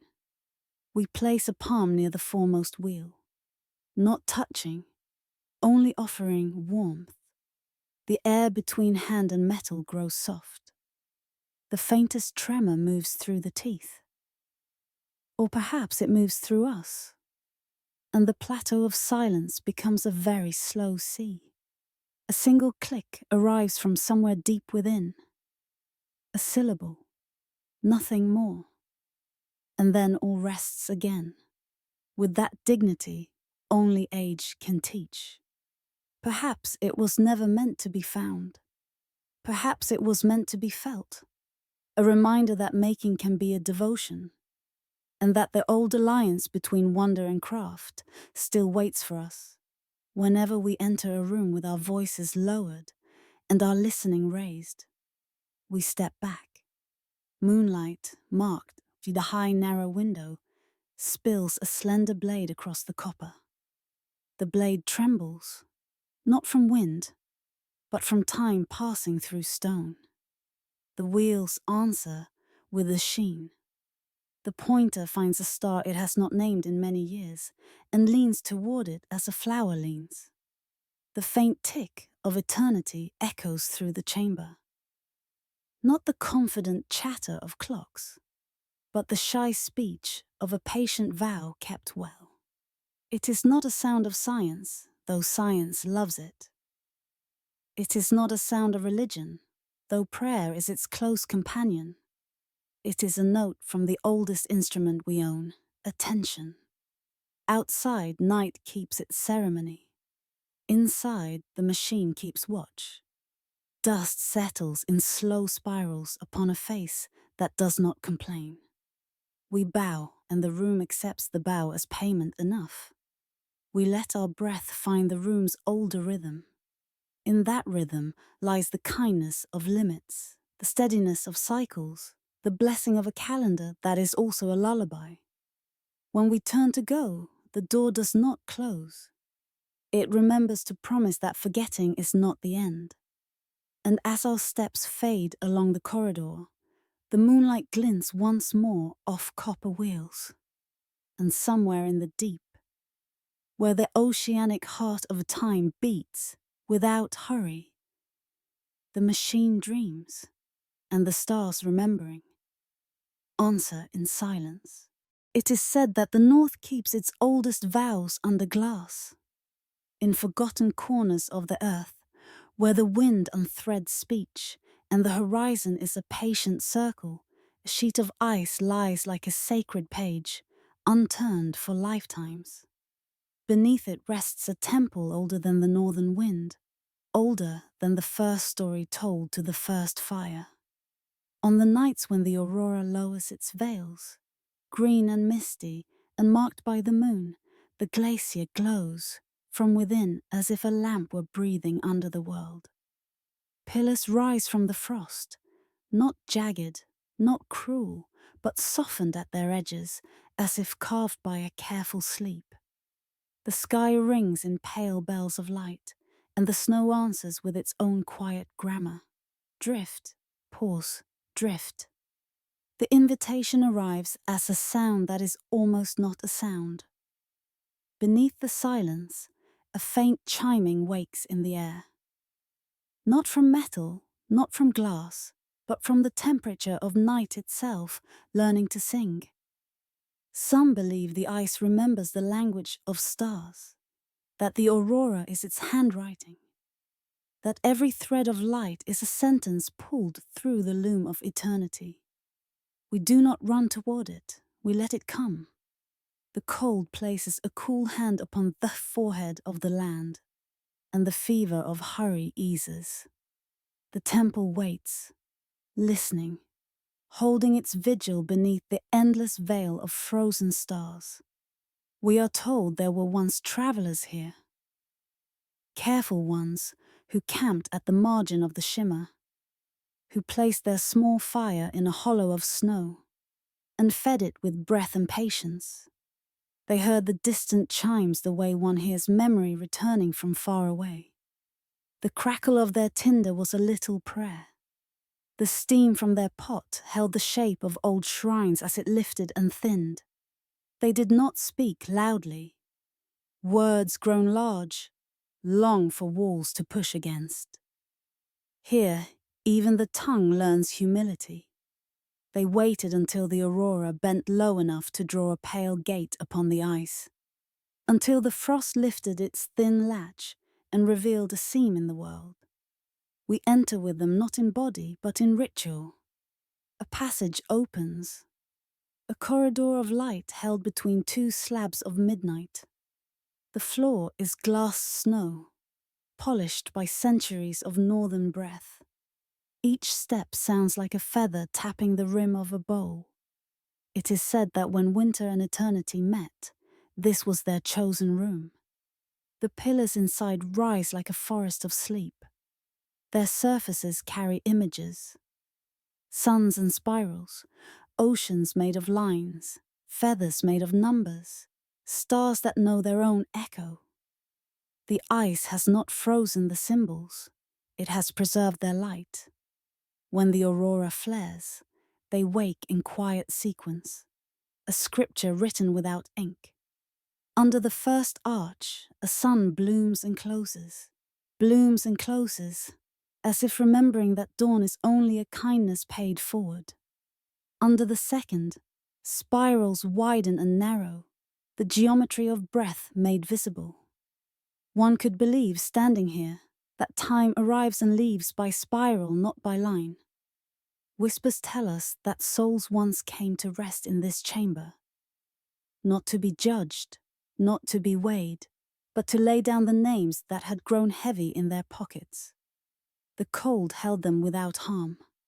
The light read them without demand. When the wind passed, it learned their stories and made no noise about it. We pause where a wall displays a map of a sky we half know. Constellations lean where they should lean, yet there are others. Small, star-marked patterns laid in the ice like seeds, that look forward, not back. Some are faint as breath on glass. Some are clear as a bell rung under a pond. It is said these were not prophecies, but permissions, a kind of celestial courtesy, reminding the future that it too will one day become still and beautiful. Where memory fades, the wall remembers on our behalf. The first chamber gives to a second, lower and closer. Here the aurora dims to a pale blue, and the pillars thicken. Along their bases, ice has caught the ghost of fabric, as if ancestral robes passed by and left the idea of their movement. A low bench circles the room. Its surface is not frost-slick. It is matte with the softness of breath. We would sit, but to sit is to claim. So we stand and let the bench outline our resting without occupying it.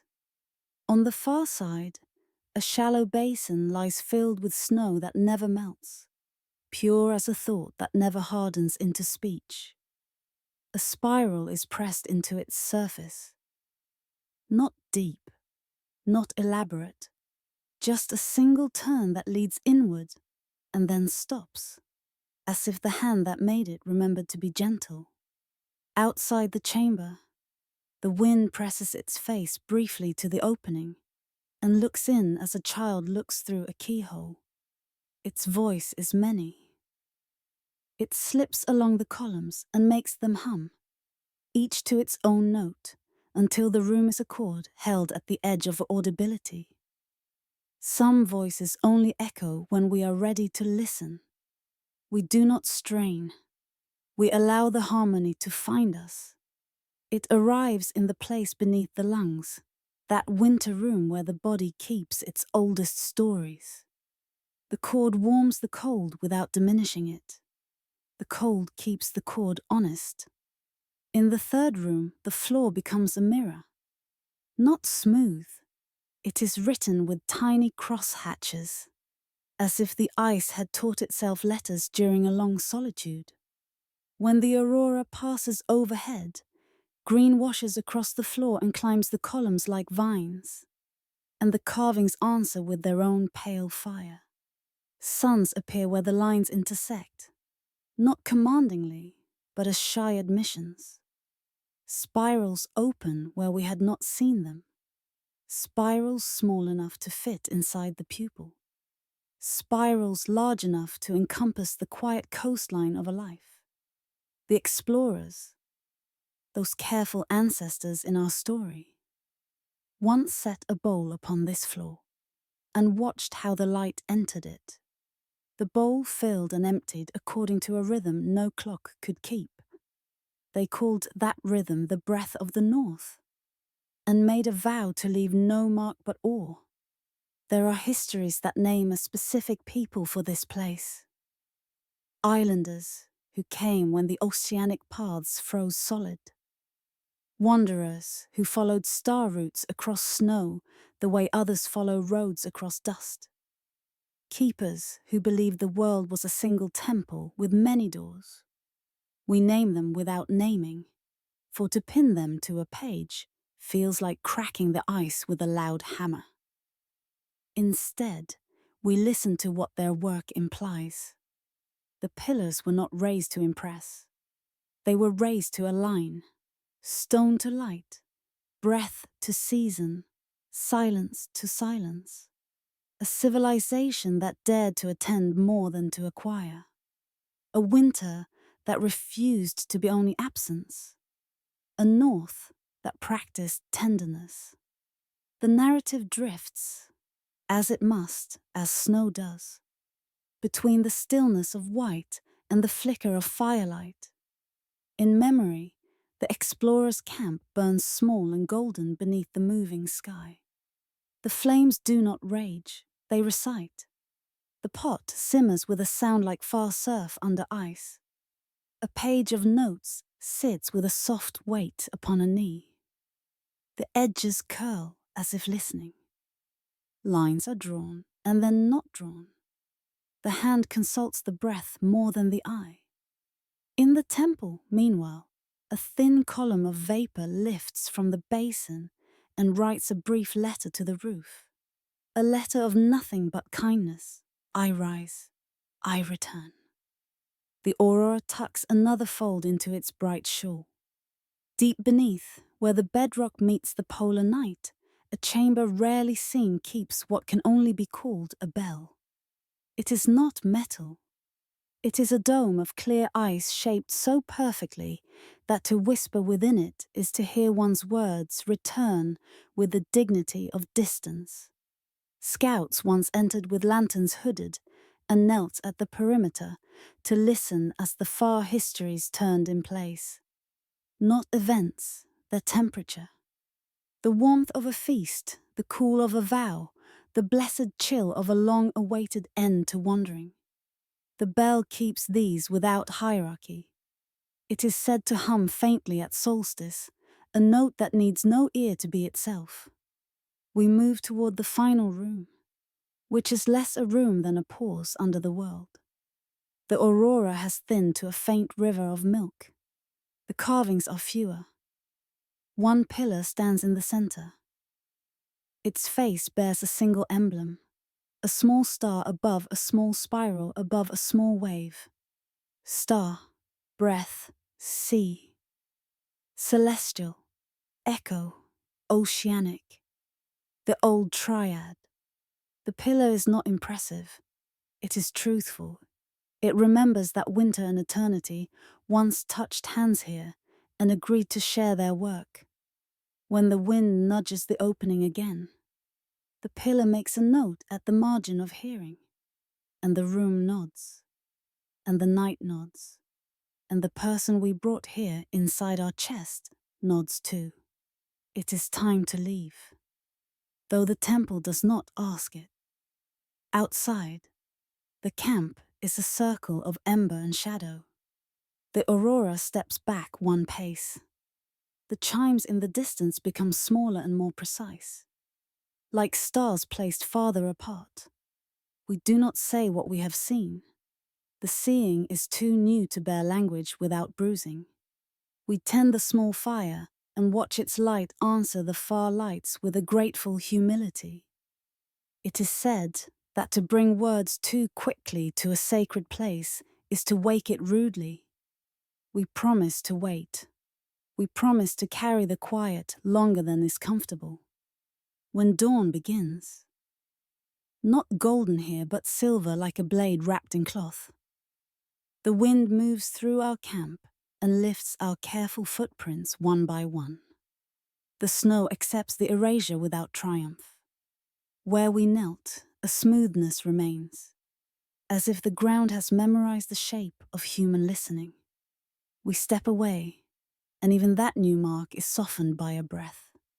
The temple remains, untouched, listening, holding its vigil beneath the endless veil of frozen stars. It does not require witness to be what it is. It does not decline the gift either. It abides, and the sky abides, and between them, a conversation continues in a language we are learning only slowly, only by standing very still. Perhaps it was never meant to be found. Perhaps it was meant to be met, the way two silences meet at the end of a long sentence and recognize each other as kin. Some voices only echo when we are ready to listen. Tonight we have heard them. Not loudly, not clearly, but enough to know that winter is not only cold, that the north is not only far, that ice is not only absence. The pillars will continue to soften at their edges. The aurora will continue to embroider the upper air with green thread and blue thread, and a thread so pale it is nearly thought. The basin will continue to hold the spiral of a hand that remembered restraint. The bell will hum its solstice note, whether our ears are present or elsewhere. We turn and begin the long, quiet road all way. The sun has not risen. It has remembered to lighten. Our breath leaves us in small clouds that learn to be sky. The ridge gives its own slow blessing, a curve of snow that bends to let us pass.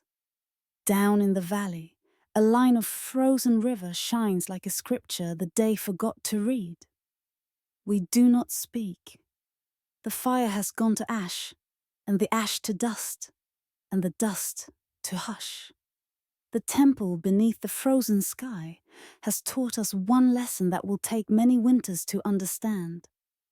That listening is a kind of architecture, and that to stand where listening was once perfectly built is to feel, for a brief and necessary moment, at home. It is said that at the edge of a desert canyon, where the earth opens its mouth and practices silence, a stone archway stands with faces half erased. In forgotten corners of the earth, where wind carries more memory than sand, this gate receives the evening like a prayer bowl receives water. The last light comes thin and golden, marked by the moon even before the moon has come, and the stone exhales a faint coolness, as if the night lives inside it. Locals pass with lowered eyes. Some lift a hand the way one greets an elder. Some touch the lintel with the back of their fingers, as if not to wake it too quickly. Beneath the silence, a filament of sound drifts out from the hollow. Not a tune, not a chant, but a breath that has learned to imitate speech. The traveler arrives by the slow road at dusk, leaving behind the grammar of maps for the grammar of horizons. The canyon is a darkened amphitheater. Dust hangs like a veil. Cicadas weave their small machinery into the edges of hearing. The air smells of clay and iron, and the faint sweetness of creosote. It is said the wind, when it passes through the gate, speaks with the voices carved upon it. A chorus assembled from those whose names are now sand-buried syllables. Whispers tell us the archway leads nowhere, and yet those who step close feel the hour loosen, as if time had untied its sandals to wash its feet in the cool shadow. The traveler pauses, tasting the hush the way one tastes the first sip from a sacred well. Faces rise from the jambs and the lintel, most worn to the softness of rain-polished shells. Eyes are empty but attentive. Mouths are uncut or sealed with spirals. Some faces bear star marks along the temples. One carries a wave etched so faintly it might be imagination. Another keeps a single dot at the brow, a moon coin pressed into stone. The traveler lights a small candle and shields it with the palm. Candlelight moves like a low fire through a field of reeds. The carvings answer with a hesitation that feels like breath. Not movement, precisely, but the promise of it. Where memory fades, the walls remember enough to hold us upright. It is said, the gate once watched a road. Caravans came with bells that chimed like thin cups. Scribes with bundles of reed scrolls. Singers who kept the distances honest. The road collapsed into the canyon centuries ago, stone returning politely to stone. Yet the arch remains, a frame without its picture, a mouth without a proclamation. Some believe the faces were guardians. Others say they were witnesses, each granted one story in exchange for the patience of remaining. A few suggest the gate was never for crossing. It was a mirror set in stone, where a soul could stop and arrange itself before continuing into the heat. The traveler steps nearer. A draught issues from the hollow as from a vast throat. Dust rises in a soft spiral and settles on the candle's rim. Names, almost legible, appear and rearrange on the inner curve. Letters like reeds bent by a river's passing. The candle trembles and steadies. A low tone gathers, not struck, not sung.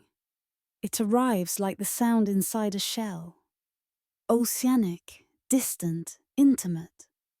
The traveler closes the eyes, because the ears see better in the dark. The tone separates into strands.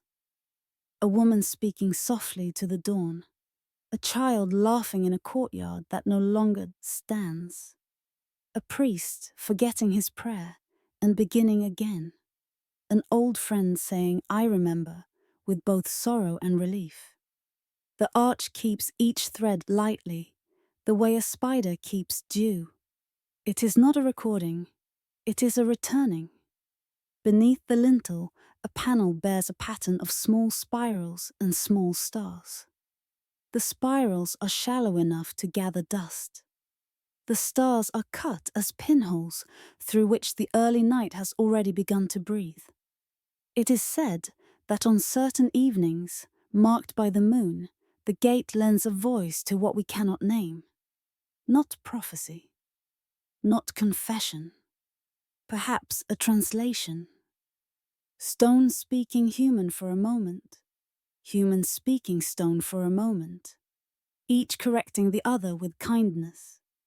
The traveler leans, not to read, but to listen for the shape that reading makes in the body. The gentle lift at the back of the mouth, the long exhale through the nose, the quieting of the shoulders as they remember they were never meant to be armor. Stories cling to this place like lichen. A wandering mason, face hidden in sunburn. Once replaced a fallen stone and left a spiral that did not exist before. The wind has adopted it. A procession of night watchers used to bring bowls of water and set them beneath the arch so lost stars could look at themselves. One bowl remains, cracked and dry, keeping the lesson without the liquid. A line of tiny dots along the sill, 7 and 1, becomes a measure or a prayer depending on who counts. It is said that when the winter sun strikes the arch at a certain angle, the faces brighten as if surprised, and for a heartbeat, the canyon believes itself to be a temple. The traveler's candle draws the first real shadow of night onto the stone. In that shadow, the faces lift their worn expressions toward a tenderness that has no word. The wind passes through and changes pitch along the curve, so that the arch becomes an instrument tuned by absence. Names we do not know speak syllables we recognize. Mother, bread, river, stay. A story without plot unfolds. It has no need to go anywhere. It circles like a kite held loosely by a long thread. It touches on a sea the traveler has not seen, on a room of reed mats and clay lamps, on a gate in another desert where the same wind learned a different melody. Beneath the silence, the echo leans closer. Some voices only echo when we are ready to listen.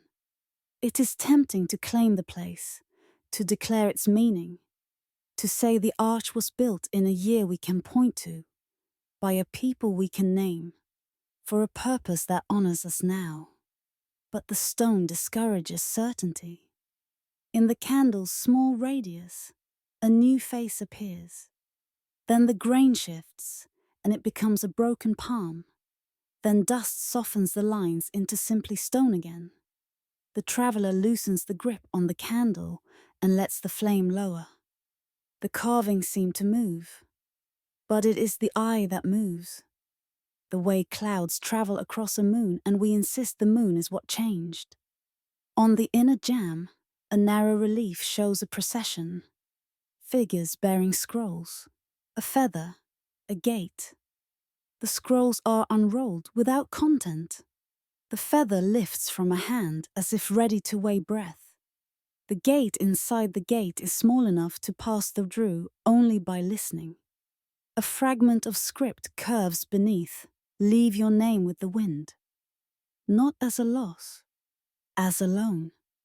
The traveler breathes into the hollow, a gift of warm air into cool stone. The tone inside acknowledges the offering and folds it into itself.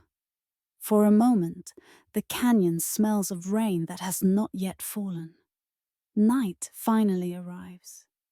The moon climbs the canyon's far wall with a softness that denies the word climb. Its light slips through the star-cut holes and sets tiny coins upon the floor.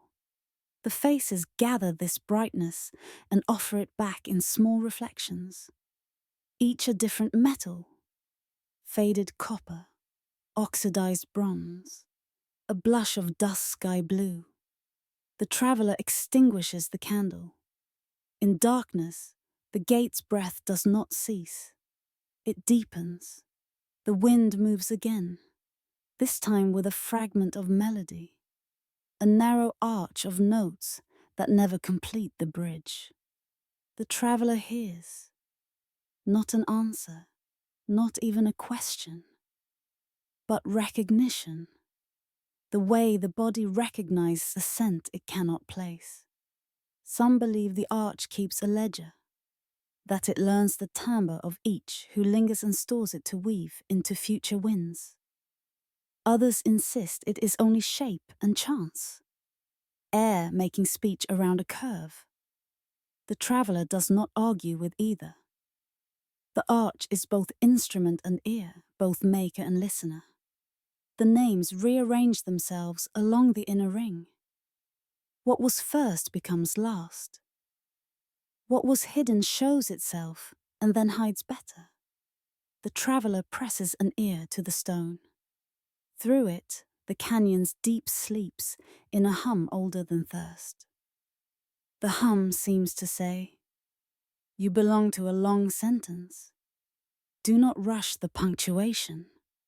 Across the sky, the first faint river of stars assembles. The wind lowers, the cold lifts. The hour becomes a wide plain. The traveler lets the body sway. A slow arc that repeats the arch in quiet flesh.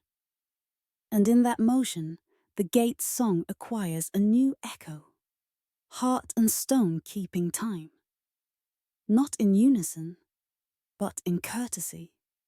It is said that when such courtesy is kept, the past unknots, and what we call memory becomes less a museum and more a current.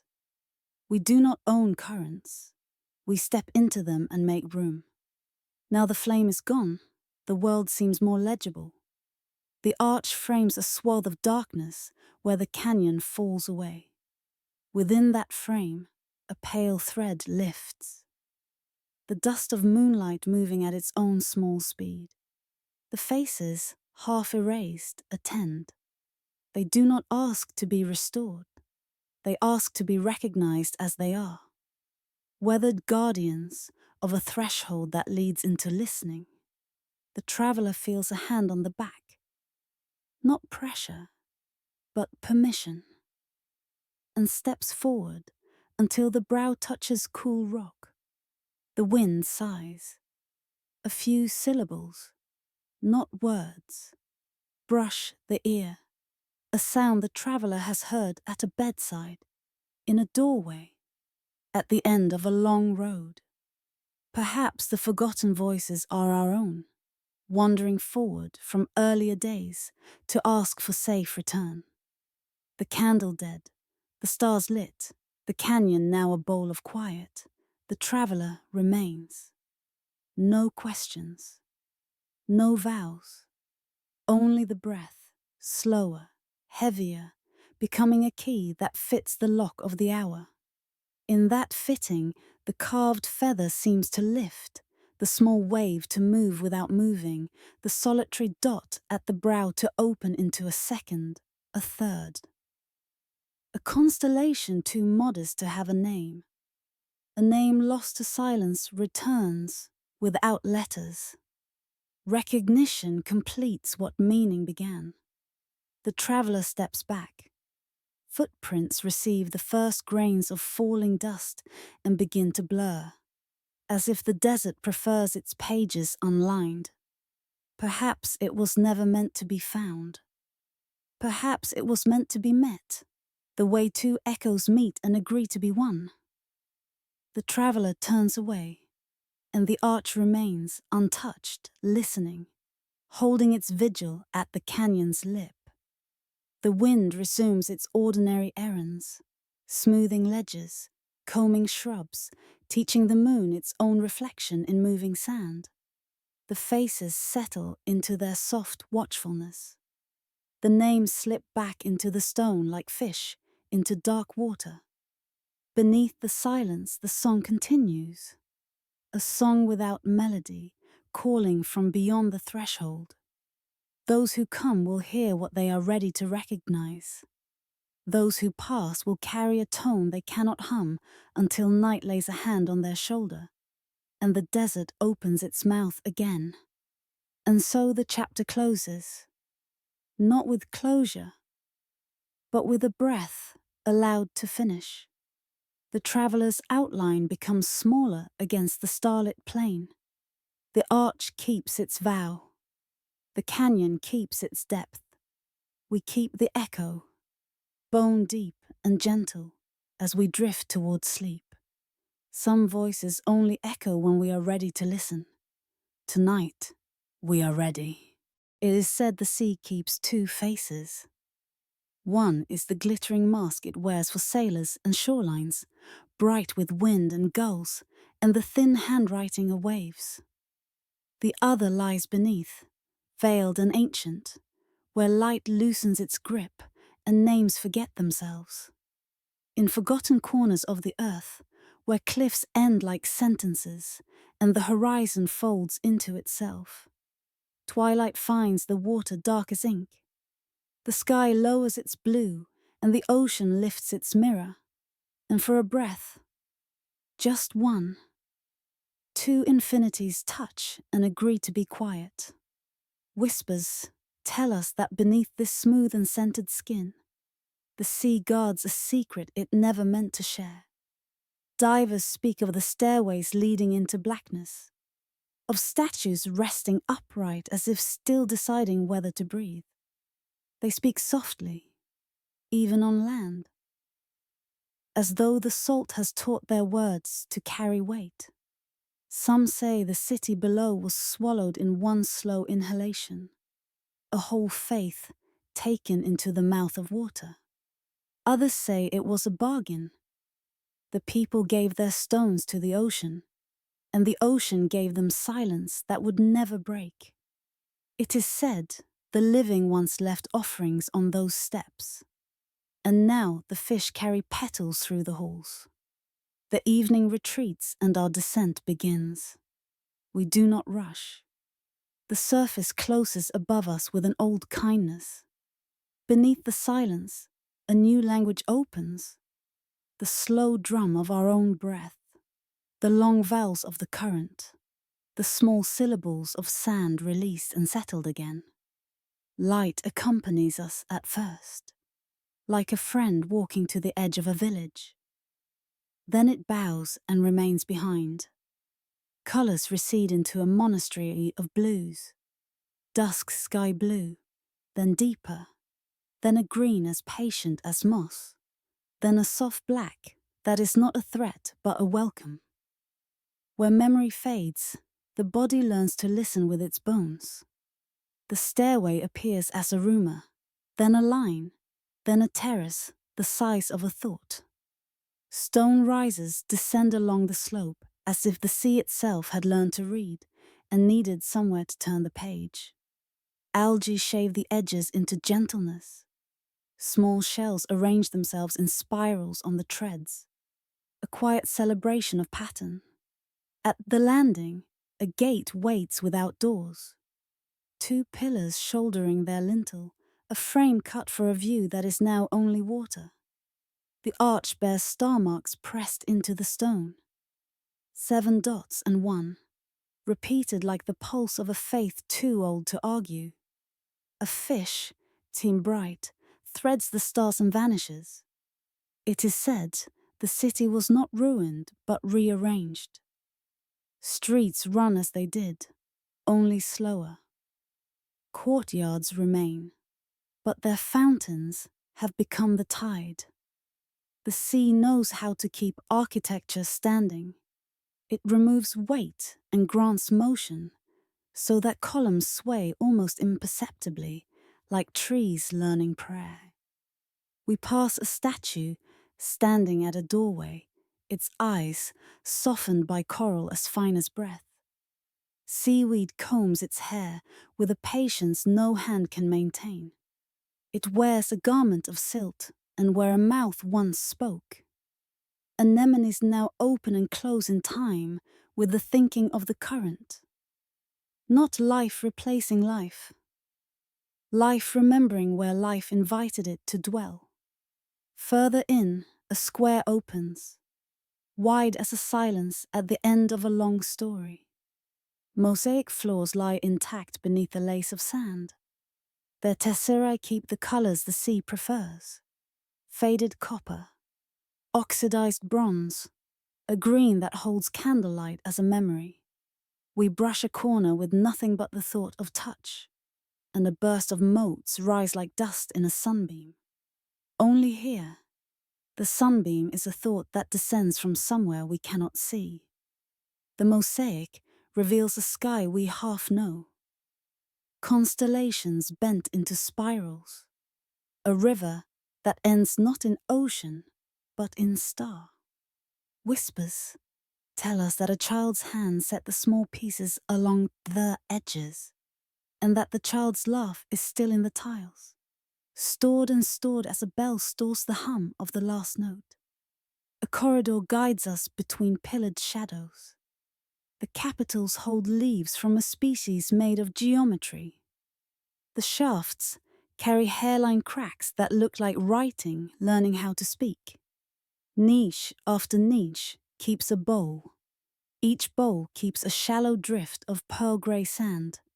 Each drift keeps the memory of water writing circles and unwriting them again. The city has become a textbook of patience. It has let go of the loud history and kept the deep one. We come to a hall whose roof has fallen into a court of sun. Through the wound a braid of luminous green descends, a bouquet of diffused rays. Tiny silver fish practice being stars. Beneath this borrowed firmament, a table waits, carved with a spiral that begins nowhere and ends in a dot. The dot is filled with a darker blue, not paint, but shadow rendered faithful by depth. It is said ceremonies were held here, not to petition, but to remember. The sea has learned the ceremony. It drifts through, and a thin echo answers from the flagstones, a low note that travels by stone rather than by ear. Some claim a bell rests in the temple, but the bell does not chime. It hums. It is not bronze. It is the dome formed by an apse, where the air once warmed to incense. Now, water sits there with the poise of an oracle. When the tide passes, the tone replies with a breath that seems to come from the bones of the earth. We would call it science, if science were the word for how the world speaks to itself when no one is listening. We would call it prayer, if prayer were the word for how listening answers. Along the outer wall, plaques remain where names once were. The letters have been sanded to the softness of rain. A star mark appears, faintly. Beside it, a wave. Star, wave, spiral. The old triad. A current turns the corner of the street and carries us a few body lengths, then sets us down like a mother returning a child to the blanket. Through a doorway framed by sea fans, a room appears where shelves hold amphorae, furred in coral. Vessels that learn to become gardens. A crane measures the distance between two handles and decides it is not far enough to be a task. Beneath a fracture in the pavement, a stair descends into a basement the sea keeps for itself. Darkness deepens to velvet. We cannot see. We know. Stone presses its cool against the world, and the world understands. It is said songs are trapped in the coral and stone, not notes, but the breath that once carried the notes. If we lay a hand upon a pillar, our pulse meets another pulse moving at the scale of centuries. The pillar does not change. We do. Our breath slows to become a tide. Our thoughts lengthen, shed husk and drift. We surface slightly into a long arcade where arches look upon a street of slow water. The archways shape the flow into syllables. Currents speak in a grammar of curves. A rope lies in a coil, threaded by tiny shells that have made it their alphabet. In the distance, the torso of a broken statue stands against nothing. It is headless and complete, a hymn with the refrain intact though the verse has wandered away. Some believe beauty can outlast time. The sea, not unkind, replies, beauty can become time. There are histories that would name this place. We do not. To name is to extract. To listen is to belong. The city is many cities. The one that was, the one that is, the one that waits in the patience of salt. Myths tell of a civilization swallowed in a single breath, of singers who climbed the stair and did not reach the top. Others remember an exodus by moon, boats sliding away, the city kneeling as if to receive a blessing. We touch the banister carved with spirals the size of a thumbprint and find it warm. But warmth is a memory here, carried in the fingertips of water, repeated quietly, until it becomes true. Light thins, then thickens into shadow we can almost hold. Our instruments fade into the background. The body becomes the only gauge. In this depth, time loosens. Minutes fall away like flakes from an old page. The city's hum continues, steady and alto. It gathers us into its rhythm without demanding we forget our own. At a corner, a small shrine rises, no higher than a knee. Its roof is a triangle that has learned to be soft. Inside, a bowl holds nothing and everything. A pinch of dust that is not dust, but fine shell ground by the years into thought. A single bead lies upon the lip, unstrung. Marked by the moon, the bead glows of its own accord and not at all. We reach a plaza where steps fall in two directions, as if the city thought to walk both to the sea and to the sky. The steps vanish into a blue so complete it is almost black. Divers say it leads to blackness. The sea says it leads to itself. At the stair's crown, a stone disc sits. Around its rim, a ring of shallow cups once held oil and light. Now they hold transparent water. As we hover, a current bows to the disc and offers a coin of colder water to each cup in turn. The offering is accepted and released. The ritual continues, unattended and precise. Perhaps it was never meant to be found. Perhaps it was meant to be witnessed and left to keep its vow. We turn toward the slow ascent. The city recedes without regret. In the places where light had gathered, light gathers again, petal by petal. Archways release their syllables. Halls exhale. The statue at the doorway does not move and somehow nods. The gate allows us to pass without remark. The stair writes itself upward under our smallest motions. Each riser a line read backward, then forward, then left to rest. Beneath the silence, our own breath grows louder, and all returning to the surface it once carved. The world above returns the way a tide returns. First as pressure, then as brightness, then as a thin film of sound becoming many sounds. We look up and the underside of the evening blooms, a ceiling of silver coins all trembling on the same string. We break through gently. Air folds around us, stitched with the smell of salt, and something green the shore keeps as a secret of its own. The sky has deepened to indigo. The first stars have not yet decided where to stand. The ocean lies vast and wordless, and the moon, patient, impartial, lifts as if it has lifted this exact weight forever. It is said the moon we meet at such hours feels older than memory. It remembers every surfacing and refuses to be impressed. It lays a path of light toward nothing in particular. We float, and the water that held us far below now holds us at its skin. Our bodies, a script written in the oldest ink. The city remains below, intact and unread. Its songs trapped and not trapped in coral and stone. If we listen very hard, we will hear only ourselves learning to be quiet. The boat that brought us lies at a respectful distance, as if not to interrupt a conversation it cannot hear. The horizon is a low gate no one owns.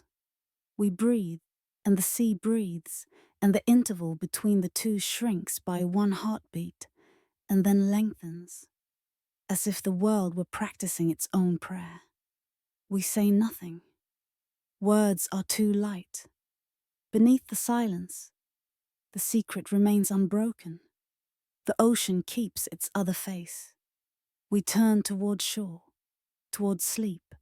toward beds that keep the shape of the body, the way the city keeps the shape of a vanished foot upon its steps. The oars dip and lift, repeating a liturgy learned long before we arrived. Behind us, the surface smooths its rumor of our passing. Ahead, the land prepares its small lights and smaller sounds. The moon remembers to climb. The water remembers to be dark. We remember to forget just enough to rest. Not everything hidden asks to be uncovered. Some places wait not for discovery, but for reverence. Some voices only echo when we are ready to listen. Tonight, we listened, and the ocean kept its secrets, which is how we know they are still alive.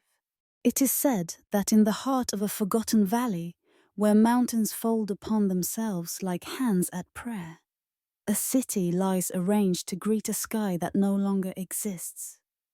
In forgotten corners of the earth, where dust keeps the accent of long extinguished tongues, walls align with constellations that have wandered from their thrones.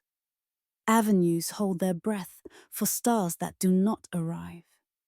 The night here is not merely dark, it is attentive. Beneath the silence, stone listens upward, and the wind speaks in a grammar of patient turns. Some believe the valley was chosen because its horizon is a bowl, able to catch the sky when it spills. Others say the city taught the horizon to curve. Our story begins with an object found at dawn, when shadow is a thin veil and truth is polite enough to whisper. In a chamber open to the east, a sculpture waited beneath a film of dust. Not idol, not animal, not God, but a geometry made tender. Rings touched other rings with the delicacy of moth wings. Veins rose like leaves and folded as if remembering a storm. Along its rim were markings neither letters nor numbers, and yet undeniably language. A star mark here, a spiral there, a wave line threading the rest together. Scholars called it coincidence, a poet's toy in marble. The valley declined to argue. The light, marked by the moon's slow heritage, slid across the sculpture, and a faint shimmer moved through it like breath. It is said this city was built to keep appointments with the sky. Courtyards face where once a brilliant wanderer paused each 8th year. An arch frames the now empty crossing of a long-ago comet. A golden observatory opens like a petal toward a vanished conjunction. To walk these streets is to move through old certainties, abandoned not because they failed, but because they finished. We drift through marble corridors, cool as thought. The columns remember hands, and our shoulders become gentler for passing them. On the walls, inscriptions describe inventions yet to be made, empires yet to fall. Not in the stern cadence of omen, but in the mild tone of weather. This will come, then this, then rest. Beneath a portico, we find a slab incised with a diagram like a clock that has learned to breathe. Circles within circles share their centers and disagree on their edges. In the margins, small figures kneel beside tools that do not belong to any museum. A lens, shaped like a tear, a lamp that appears to burn water, a conduit that carries light like a river. Where memory fades, the stone replaces it with curve and echo. Some say the slab shows a machine unknown to history. Others say it shows history unknown to machines. We step back, and the lines continue to assemble themselves into meaning, the way a melody meets itself after a long walk. The observatory waits on a terrace shaped by wind and intention. Here, columns of oxidized bronze carry a roof of hammered dusk sky blue. Between the pillars, the valley opens like a page. From this height, The avenues reveal their script. Two streets meet at a circle filled with white gravel, and from that circle 12 lanes radiate like rays, a sun that uses absence to draw itself. At the terrace's edge, a shallow channel holds a ribbon of water. When breeze passes, the surface shivers and writes a sentence the mountain reads without moving. It is said that on nights marked by the moon, the observatory accepted starlight into polished basins and returned it in gentle pulses, as though exchanging breath with the heavens. We move through a door carved with spirals, small as a coin and large as a season. The room beyond is a library without books. Its shelves cradle tablets of thin stone, each lit from within by a temperance of gold. Each tablet bears a pattern impossible to misread and impossible to explain. An arrangement of points that later became a map. A paired set of curves that later became a note. A ladder of slanted lines that later became a code. A cluster of tiny circles that later became the shape of cities seen from a height no eye held then. Whispers tell us these are not predictions, but recognitions. The future discovered in the present, like a seed discovered in a fruit. On a table of faded copper lies a narrow scroll of limestone unfurled to the middle. There, an empire not yet risen is described as smoke in a lattice, its borders baked and broken, its center a candle that burns itself into a mirror. To the side, 3 short lines, a prayer for those who will live through it, a prayer as modest as shade over a well. This is how the city speaks of what will be, without triumph, without fear, as though time were not a line set to break, but a circle endlessly folding inward, offering the same lessons at kinder volumes. It is said the people here did not predict, they remembered. They stood at the still point where past and future share one breath. In the courtyards of learning, children were taught to sit with eyes softened and to let constellations find them. Teachers asked not what comes next, but what returns. Records show ceremonies for welcoming repetitions. When a star retraced its old path, the city opened its gates, not to celebrate the path, but to honor the patience that made it visible. A high frieze captures such a night. Figures raising empty bowls toward a sky that pours light, and beneath them the old triad carved delicately into the border. Star, spiral, wave. In a house that has forgotten its roof, a small instrument sits inside a box of cedar. It resembles the dawn captured and made obedient. Tiny teeth in a gentle frenzy. A hand no larger than a fingernail that points neither north nor south, but toward a symbol we cannot name. We lift nothing. We lean close. Dust remembers finger oils and arranges itself into a sheen. The hand shivers and then grows still, as if reminded of the request it once obeyed. Begin again when the right light arrives. We pass through a colonnade where each pillar keeps a narrow notch and a beam came this way once. The memory is plain. It moved from notch to notch day after day until the year folded on itself like a tent whose poles have been carefully removed. In the last niche, a shallow cup awaits. The cup is empty and full. It is said that when the beam found the cup, the city would keep an hour of silence, a breath held communally, a kindness paid to what connects the seasons to the soul. Beyond, a plaza sleeps in the shape of a question. Its paving stones are set like scales on a fish. At the center, a raised circle of limestone bears a low relief in which 2 figures face one another across a gate. The gate is half closed and half open. Between them, a wave curls in place. Not cresting, not falling. Some believe the relief records are packed with fall, flood, or famine, a bargaining of years. Others hear in it the soft agreement between what has been and what will be. I will meet you here, at the middle, where our names do not matter. As evening comes, the city's colours deepen to the palette of old patience. Sand beige along the steps, clay red in the shadowed seams, faded copper where the sun's last hand rests on metal. We enter a hall whose ceiling has become a slow river of light. Star patterns crawl across the vault. Not those we know, but an older grammar.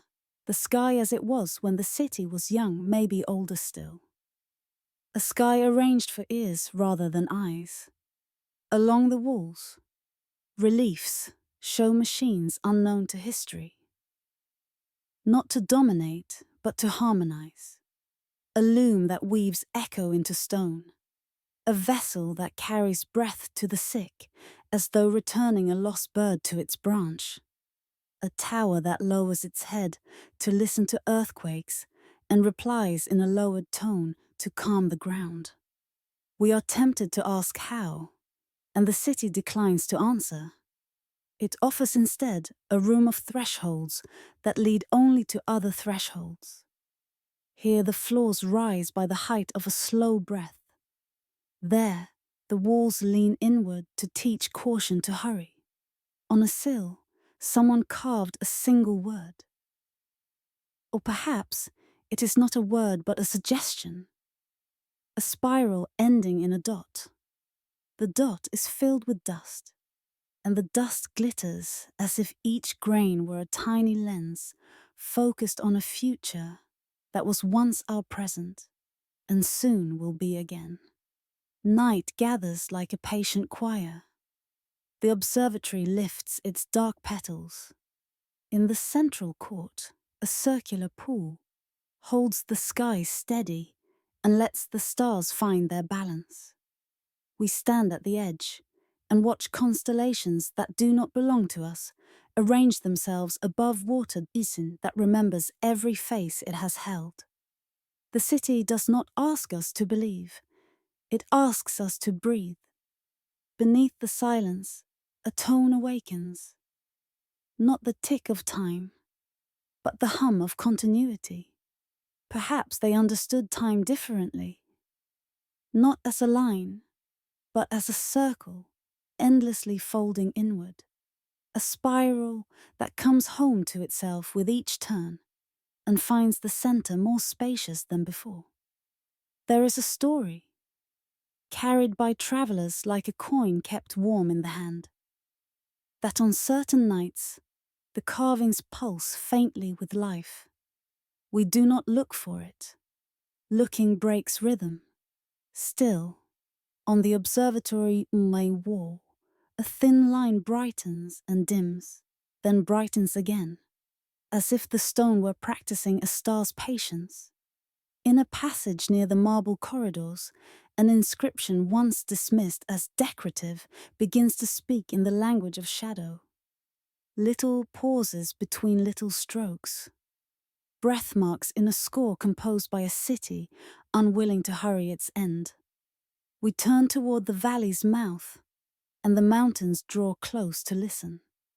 Wind rises with a desert's old perfume. The sculpture we first found glows like the inside of a seashell. Rings acknowledge rings, veins rest. The city's grammar settles into sleep without losing its page. Perhaps it was never meant to be found. Perhaps it was meant to be remembered the way a dream remembers you. Gently, with room for you to arrive later. After the mind has turned down its loud lamps. In the final image, starlight fills the ruins. It does not flood. It arrives like a lineage. Each stone accepts as much as it can carry. Carvings lift their shallow pulses, faint as a heartbeat felt through cloth. The future they remembered may still be waiting for us to recall it. patient as a bowl awaiting water. We step away with nothing in our hands and everything in our breath. Some voices only echo when we are ready to listen. Tonight, the echo is kind. It follows at a respectful distance, like a guide who knows you know the way. It is said that far beneath a mountain, below the roots of cedar, below the cold veins of stone, there is a chamber where thrones wait in an even circle, and the air remembers the weight of crowns. In forgotten corners of the earth, elders speak of a staircase that curves like a patient spiral into darkness, and of a final landing where the breath grows hushed without being told. The mountain's heart opens there, not as a wound, but as a sanctum. Torchlight flickers across walls dressed in silver dust, and the dust answers with a gentleness that does not belong to glare. Beneath the silence, something like listening gathers. The chamber inhales and the visitor exhales, and the two breaths learn to move together. The first throne waits just inside the threshold, carved from a block the color of dusk sky blue, veined faintly as if the stone had once been water. Its seat is empty, yet the air above it keeps a shape, the soft outline of a presence that left slowly enough for memory to hold it. It is said, this is where kings were brought to dream rather than die. They descended not to be hidden but to be kept. A row of moons put away at dawn. Each throne holds a quiet weight, and the room's measure is taken from that quiet, not from its pillars or its span. One moves softly, and softness deepens. One speaks, and the brick does not accept the sound. Torchlight, lifted, finds murals on the curved wall, rulers asleep beneath moons of different ages. One rests under a sliver, like a promise learning to speak. Another sleeps beneath a full disk, marked by the moon in her mature patience. Another under a darkened coin, as if rule continued within the eclipse untroubled by its veil. The paint is made of a ground mica and ash and something else. Breath, perhaps, so that the faces do not startle but invite. Each eyelid is lowered without reluctance. Each mouth holds the hint of a word that will be said in its own time. Nothing is urgent in this room. Even the dust settles as if it has been told a secret and wishes not to disturb it. Some believe a king's last duty was to become a memory so well that others could wear it like a cloak. The thrones, 12, then a gap, then one more, do not contradict. They are carved unvainly on purpose, so that no seat rises higher than humility. At each base, the carver left a small sign, a star, a spiral, a wave, a feather, a gate. It is said that crowns here were measured not against a brow, but against a breath. The right wearer was the one whose exhale lifted the silver dust in a single even halo. Where memory fades, the chamber adds its own. When a ruler forgot the world's old rhythm, the room returned it. In the center lies a floor disk of pale limestone, polished by centuries of unattended ceremony. Its edge carries a script that curves with the patience of water rounding stone. The words remain, and yet they do not need to be read. Their intention walks before them like a lantern. Torchlight trails across the circle and finds in the grain a faint pulse. Not sound, not light, but a regular softening and strengthening, as though distance itself had a heartbeat. Some say it is the mountain. Some say it is time. Beneath the silence, that pulse moves through bone, turns a shoulder tender, steadies a wandering thought. In that steadiness, the past is no longer behind, the future no longer ahead. They sit beside us and fold their hands. The path around the thrones forms a ring of respect. Between seat and wall, small niches keep offerings turned to dust. A reed mat collapsed to a memory of comfort. A bowl whose oil long ago became story. A scroll whose thread has let go, yet left the shape of a roll in the ash. A narrow altar bears 7 dots, carved shallowly into its lip, and one more set apart. The old counting, the old listening. The flame lowers and rises, and the dots take light into themselves, as if to remember it. Marked by the moon, this room speaks in softness even to fire. We pass the gap where the 13th throne should stand. It is left empty, not for a person, but for silence. Whispers tell us the emptiness is a seat the mountain keeps for itself. On certain nights, the ones that need no name, a draught threads the circle and starts where the absent throne stood, and the dust there brightens as if starch had been folded into it. Those who have happened to be present speak of a coolness that does not chill and a weight that does not press. The chamber drinks the breath and gives it back sweeter, like water drawn up smooth from an old well. At intervals, the murals change mood, not subject. We see a procession led downward, torches casting long braided shadows across the wall. A crown rides on a cushion, not as a prize but as a guest. A staff rests, tilted as if prepared to listen. A sword sleeps in its sheath so thoroughly that it seems more blanket than blade. Then a panel of stars, not ours, and beneath them a sleeping figure and a line of script beneath the silence reign. Nothing is said of edicts or borders or spoils. The paint has survived because it carries no argument. There is a small antechamber where air grows stiller, and the silver dust becomes finer. Like ground moonlight, on its floor a spiral has been pressed with the heel of a palm, each turn no thicker than a breath. A bowl sits at the spiral's center. It holds nothing, and yet in the bowl we see, as in water, the faintest hint of faces. Not the king's, not the visitor, but something more general, like the memory of being looked upon kindly. It is said the bowl was once filled with sleep, and that when the thrones were full and the crowns tired, the bowl lent that sleep gently, then took it back before dawn. If we stand long enough, the ear begins to invent a sound. Soon we discover it is not invention.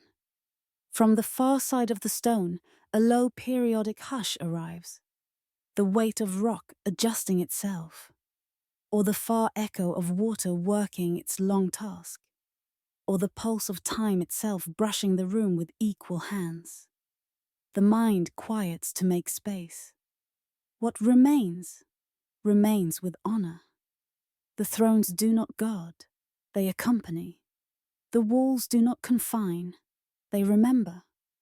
A corridor of smaller seats runs beyond, each too modest to be called a throne. Places where ministers, mothers, singers, keepers, and children may have sat to keep watch with the sleeping rulers. Kings, it seems, ruled here not through power, but through remembrance. They did not impose shape, they held it. Some histories speak of a dynasty that refused triumphal burials.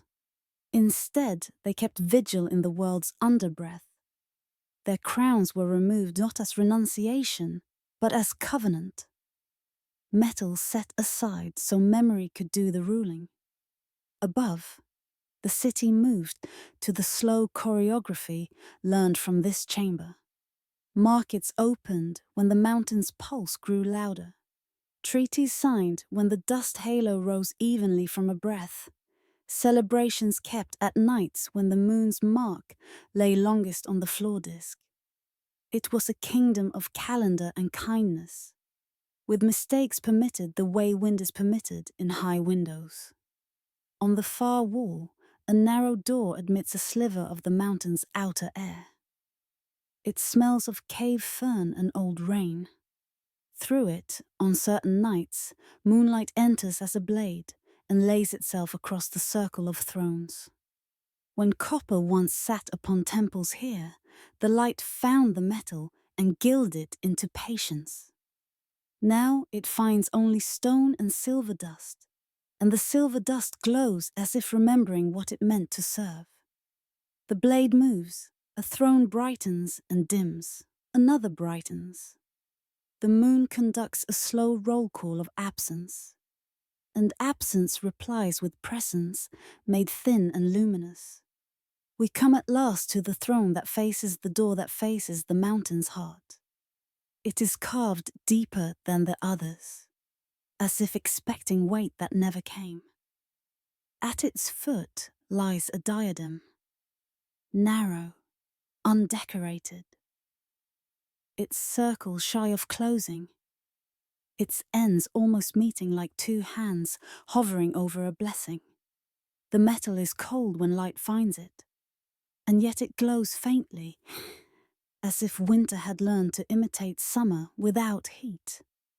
Rumor calls this the crown that waits, the one no head has been bold enough to claim, or the one that belongs to whoever remembers without owning. It is not set upon a cushion. It rests upon the stone itself, answering to gravity and dust.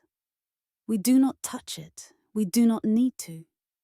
The chamber itself is the wearing. We stand, and the air shapes itself around our shoulders, and the murals practice sleep, and the pulse beneath the floor becomes the old companion we forgot we had. If we listen longer, the mind learns to walk in circles without becoming lost. If we listen longer still, the word rule softens into keep, and keep into remember, and remember into breathe. The mountain breathes, we breathe. The circle has completed a turn. It is said a crown shone brightest here when no head wore it. Brightness in a place like this is not light. It is a kind of understanding. That what lasts is not the grip, but the letting go. Not command, but consent. Not victory, but the vow to witness the world without clutching it. A crown waiting upon stone is a grammar lesson the mountain teaches even to those who cannot read. Some voices only echo when we are ready to listen. The chamber does not raise its volume. It lowers ours. We return along the curve, past each throne and its small sign. Star, spiral, wave, feather, gate. The old alphabet of gentler power. We bow in the doorway, though no one asks it. The torch dwindles to a coal, then to a memory of ember on our hands. Behind us, the room does not close. It settles. The silver dust lifts once, like a breath released, and then falls again, like soft weather. Up the spiral, steps remember how feet learn to climb after long listening. The mountain grows lighter, or perhaps we do. Night outside keeps its own vigil with the high, cold stars. Perhaps it was never meant to be found. Perhaps it was meant to be met. The way a traveler meets a reflection and finds not a rival, but a companion shaped by quiet. The kings are sleeping still, if sleep is the word for this kind of stewardship. Their thrones are empty, and yet the air remains inhabited by what they chose to keep. Not dominion, but duration. Not command, but care. When we lift our eyes to the sky beyond the ridge, the moon has thinned to a calm crescent, marked by the moon's old habit of taking what is needed and leaving what is not. Beneath us, In the heart of the mountain, the crown on the ground keeps glowing with that faint winter kindness, as if waiting for the next dreamer to wear it. Or to understand that wearing may mean simply standing still in the circle and remembering how to breathe. It is said there is a country no chart will claim, a hush beyond the reach of compasses, where maps dissolve like salt on the tongue.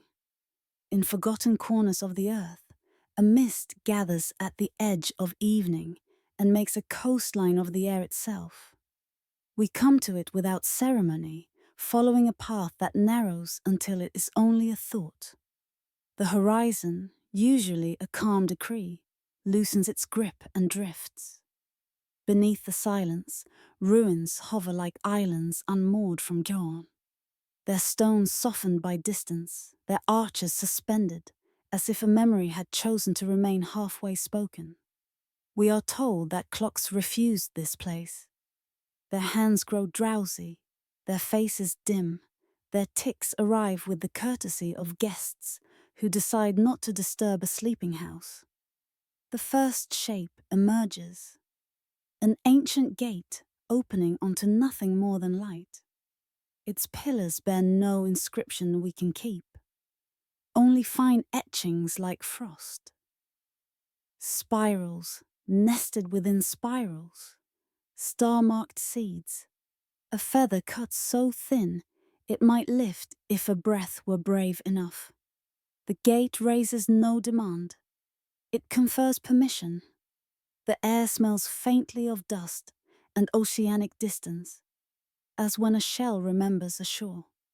We step through, though nothing asks us to. On the far side, the ground does not continue, and it suggests. Stones arrange themselves as if rehearsing a street.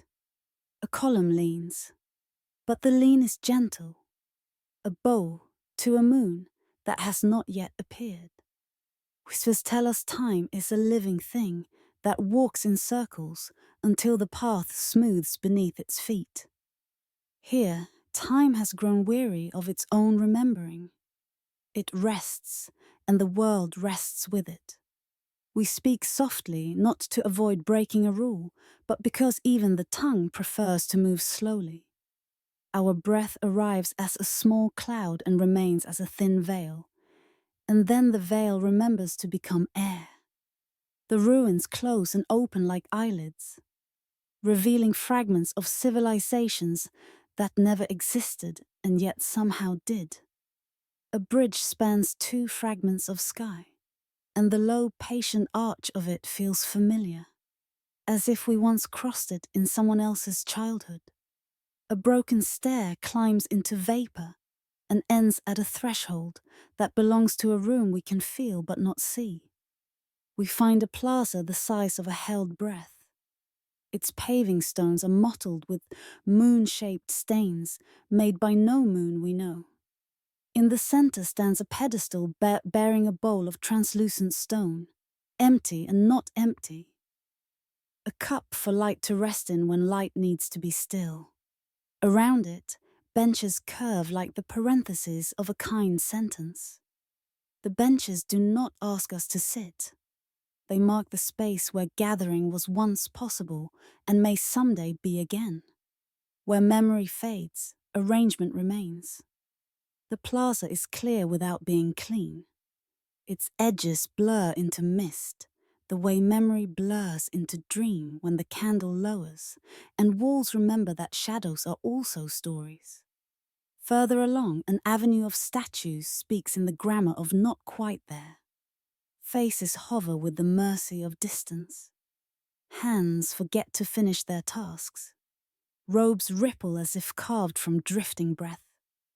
Each pedestal carries the ghost of a name, the initial insistent and the rest willingly lost. The statues look past us, not through us, toward a depth that agrees to stand still for their attention. It is said these figures were guardians of hours, keepers of the soft hinge between late and early. They have laid down their keys and kept only their posture, which is the posture of listening without hunger. The mist thickens. not to refuse us, but to offer us the chance to choose stillness. Symbols etch themselves into the air, a spiral that appears and dissolves before completion, a star that unfolds and then chooses to be a seed again, a wave of pale light that prepares to crest and instead becomes a sigh. We reach toward one, not to take, only to feel its temperature. It is cool, like a stone that sleeps by a river. It is warm, like a name spoken by a voice that has not hurried in years. Some believe history is what happened. Here, history feels like what dreams of itself each night, not a record, but a ritual. We enter a hall where the ceiling has loosened and become a canopy of misty green, like a grove transposed into sky. Pillars stand and do not stand. Between them, the floor bubbles gently with shapes that wish to be steps and decide instead to be pauses. In the far alcove, a mural wakens when we lower our eyes. Not painted, but breathed into the wall by time itself. Cities we never built lift their quiet towers and nod. Gates we never closed stand ajar, ships we never launched wear saints' halos of light. The mural does not insist on being real. It permits us to agree that the heart keeps a parallel history, and that both can be true without harm. A low wind moves through, and the ruins answer with the music of patient things. A length of chain speaking in a simple measure. A bead tapping from a forgotten tassel. A page turning in a book that decided long ago it would not be written.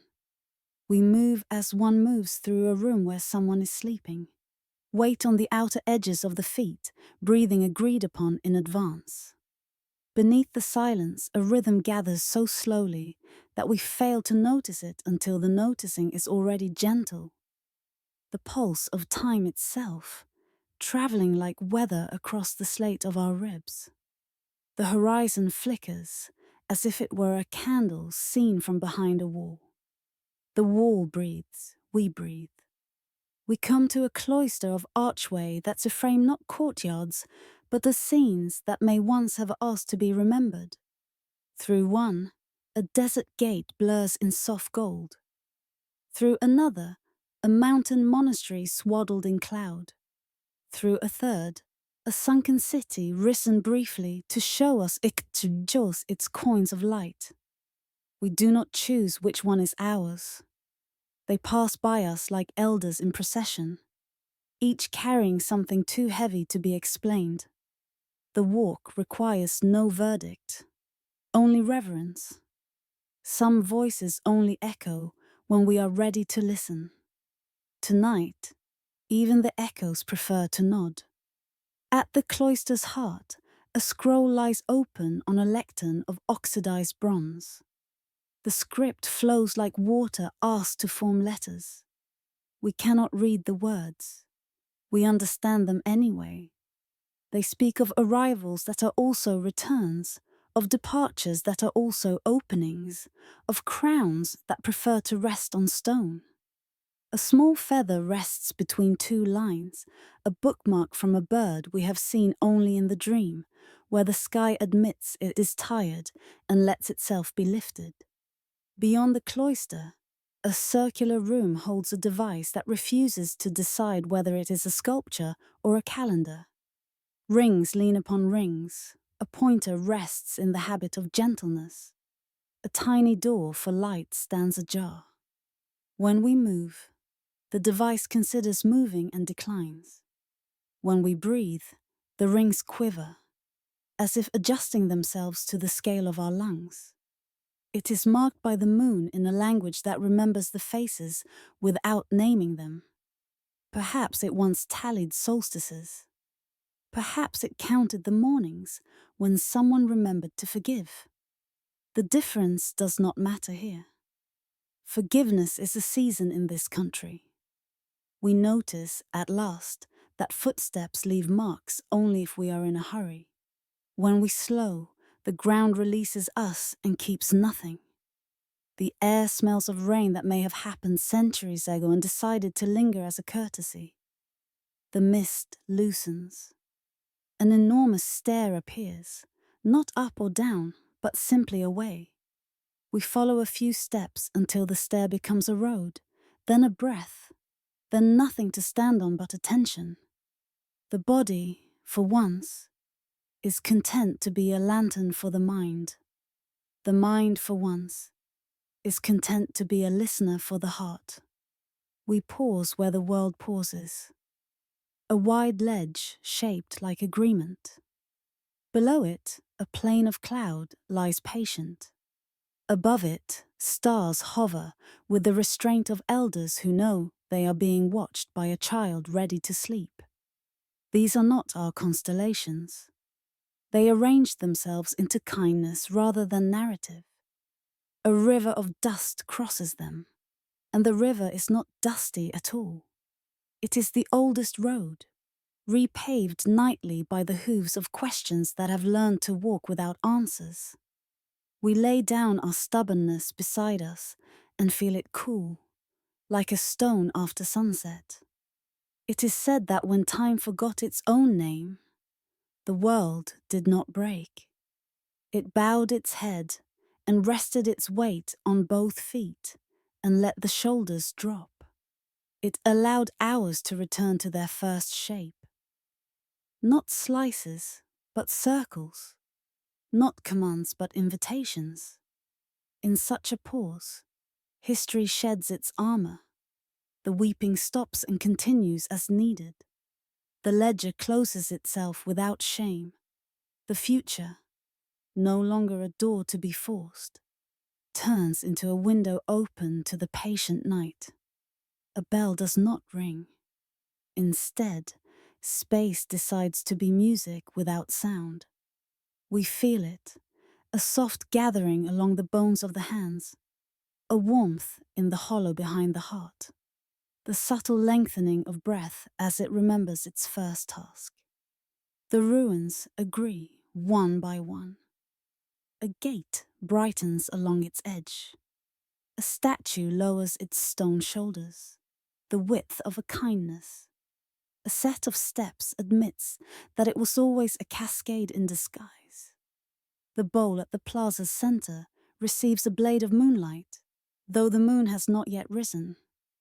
It drinks, then shines, then returns to being a bowl the way a name returns to being a breath. Night arrives in robes of pearl grey and dusk sky blue. The mist thins into veils and drapes these colors over the quiet bones of what was and what wasn't. In a far arcade, a figure painted on air, no more than 3 strokes and a curve, bows to us and dissolves, the way a thought bows to sleep and then becomes sleep. We do not reach to keep it. Keeping is not the craft practiced here. Here we are taught to release without losing, to forget without abandoning, to remember without grasping. Perhaps it was never meant to be found. Perhaps it was meant to be felt, like a tide moving under ice, like a bird's shadow passing over closed eyes. We turn once, slowly, to let the scene know we have seen it. Gates without walls, stairs without destinations, cities that never existed, and yet contain rooms we have lived in for years. The horizon, which began as uncertainty, becomes a blessing. Its unsteadiness allows the stars to enter. They do, not with ceremony, but with permission. We step back through the first gate and find that this side is also mist, also drifting stone, also the kindly exhaustion of hours that have done their work. Clocks on our wrists, in our pockets, in our ribs, all hesitate together, then decide there is no emergency here. The name we use for time curls in upon itself and becomes something friendly. We hear, far off, the rustle of a scroll returning to a shelf, and nearby the soft argument of 2 leaves deciding which will be allowed to fall first. The wind passes with the humility of a voice that learned long ago to keep secrets. In the final image, the world does not vanish, it rests. Starlight wanders through the ruins like a patient shepherd and gathers nothing, only watches. The bowl in the plaza shines as if it has learned how to be moon without heat. The device of rings remains still, which is the most accurate motion for this country. And we, who entered with questions we could not carry back out, feel them evaporate into the single comfort that was here before questions. Breath going in, breath going out. The slow hinge of the chest. The mild ache that means we are alive and ready to sleep. Perhaps history is not what happened, but what dreams of itself each night. Perhaps the dream is generous and invites us to lie down within it and be rearranged into gentler shapes. Beneath the silence, a vast soft certainty spreads like dawn, choosing its first cloud. The words diminish and do not end. The mist lies down, and the ruins stop drifting, and the horizon closes its eyes with a sigh one might mistake for the sea. Only silence remains, vast, gentle, eternal, like the breath of a world finally asleep beneath the weight of its own forgotten beauty.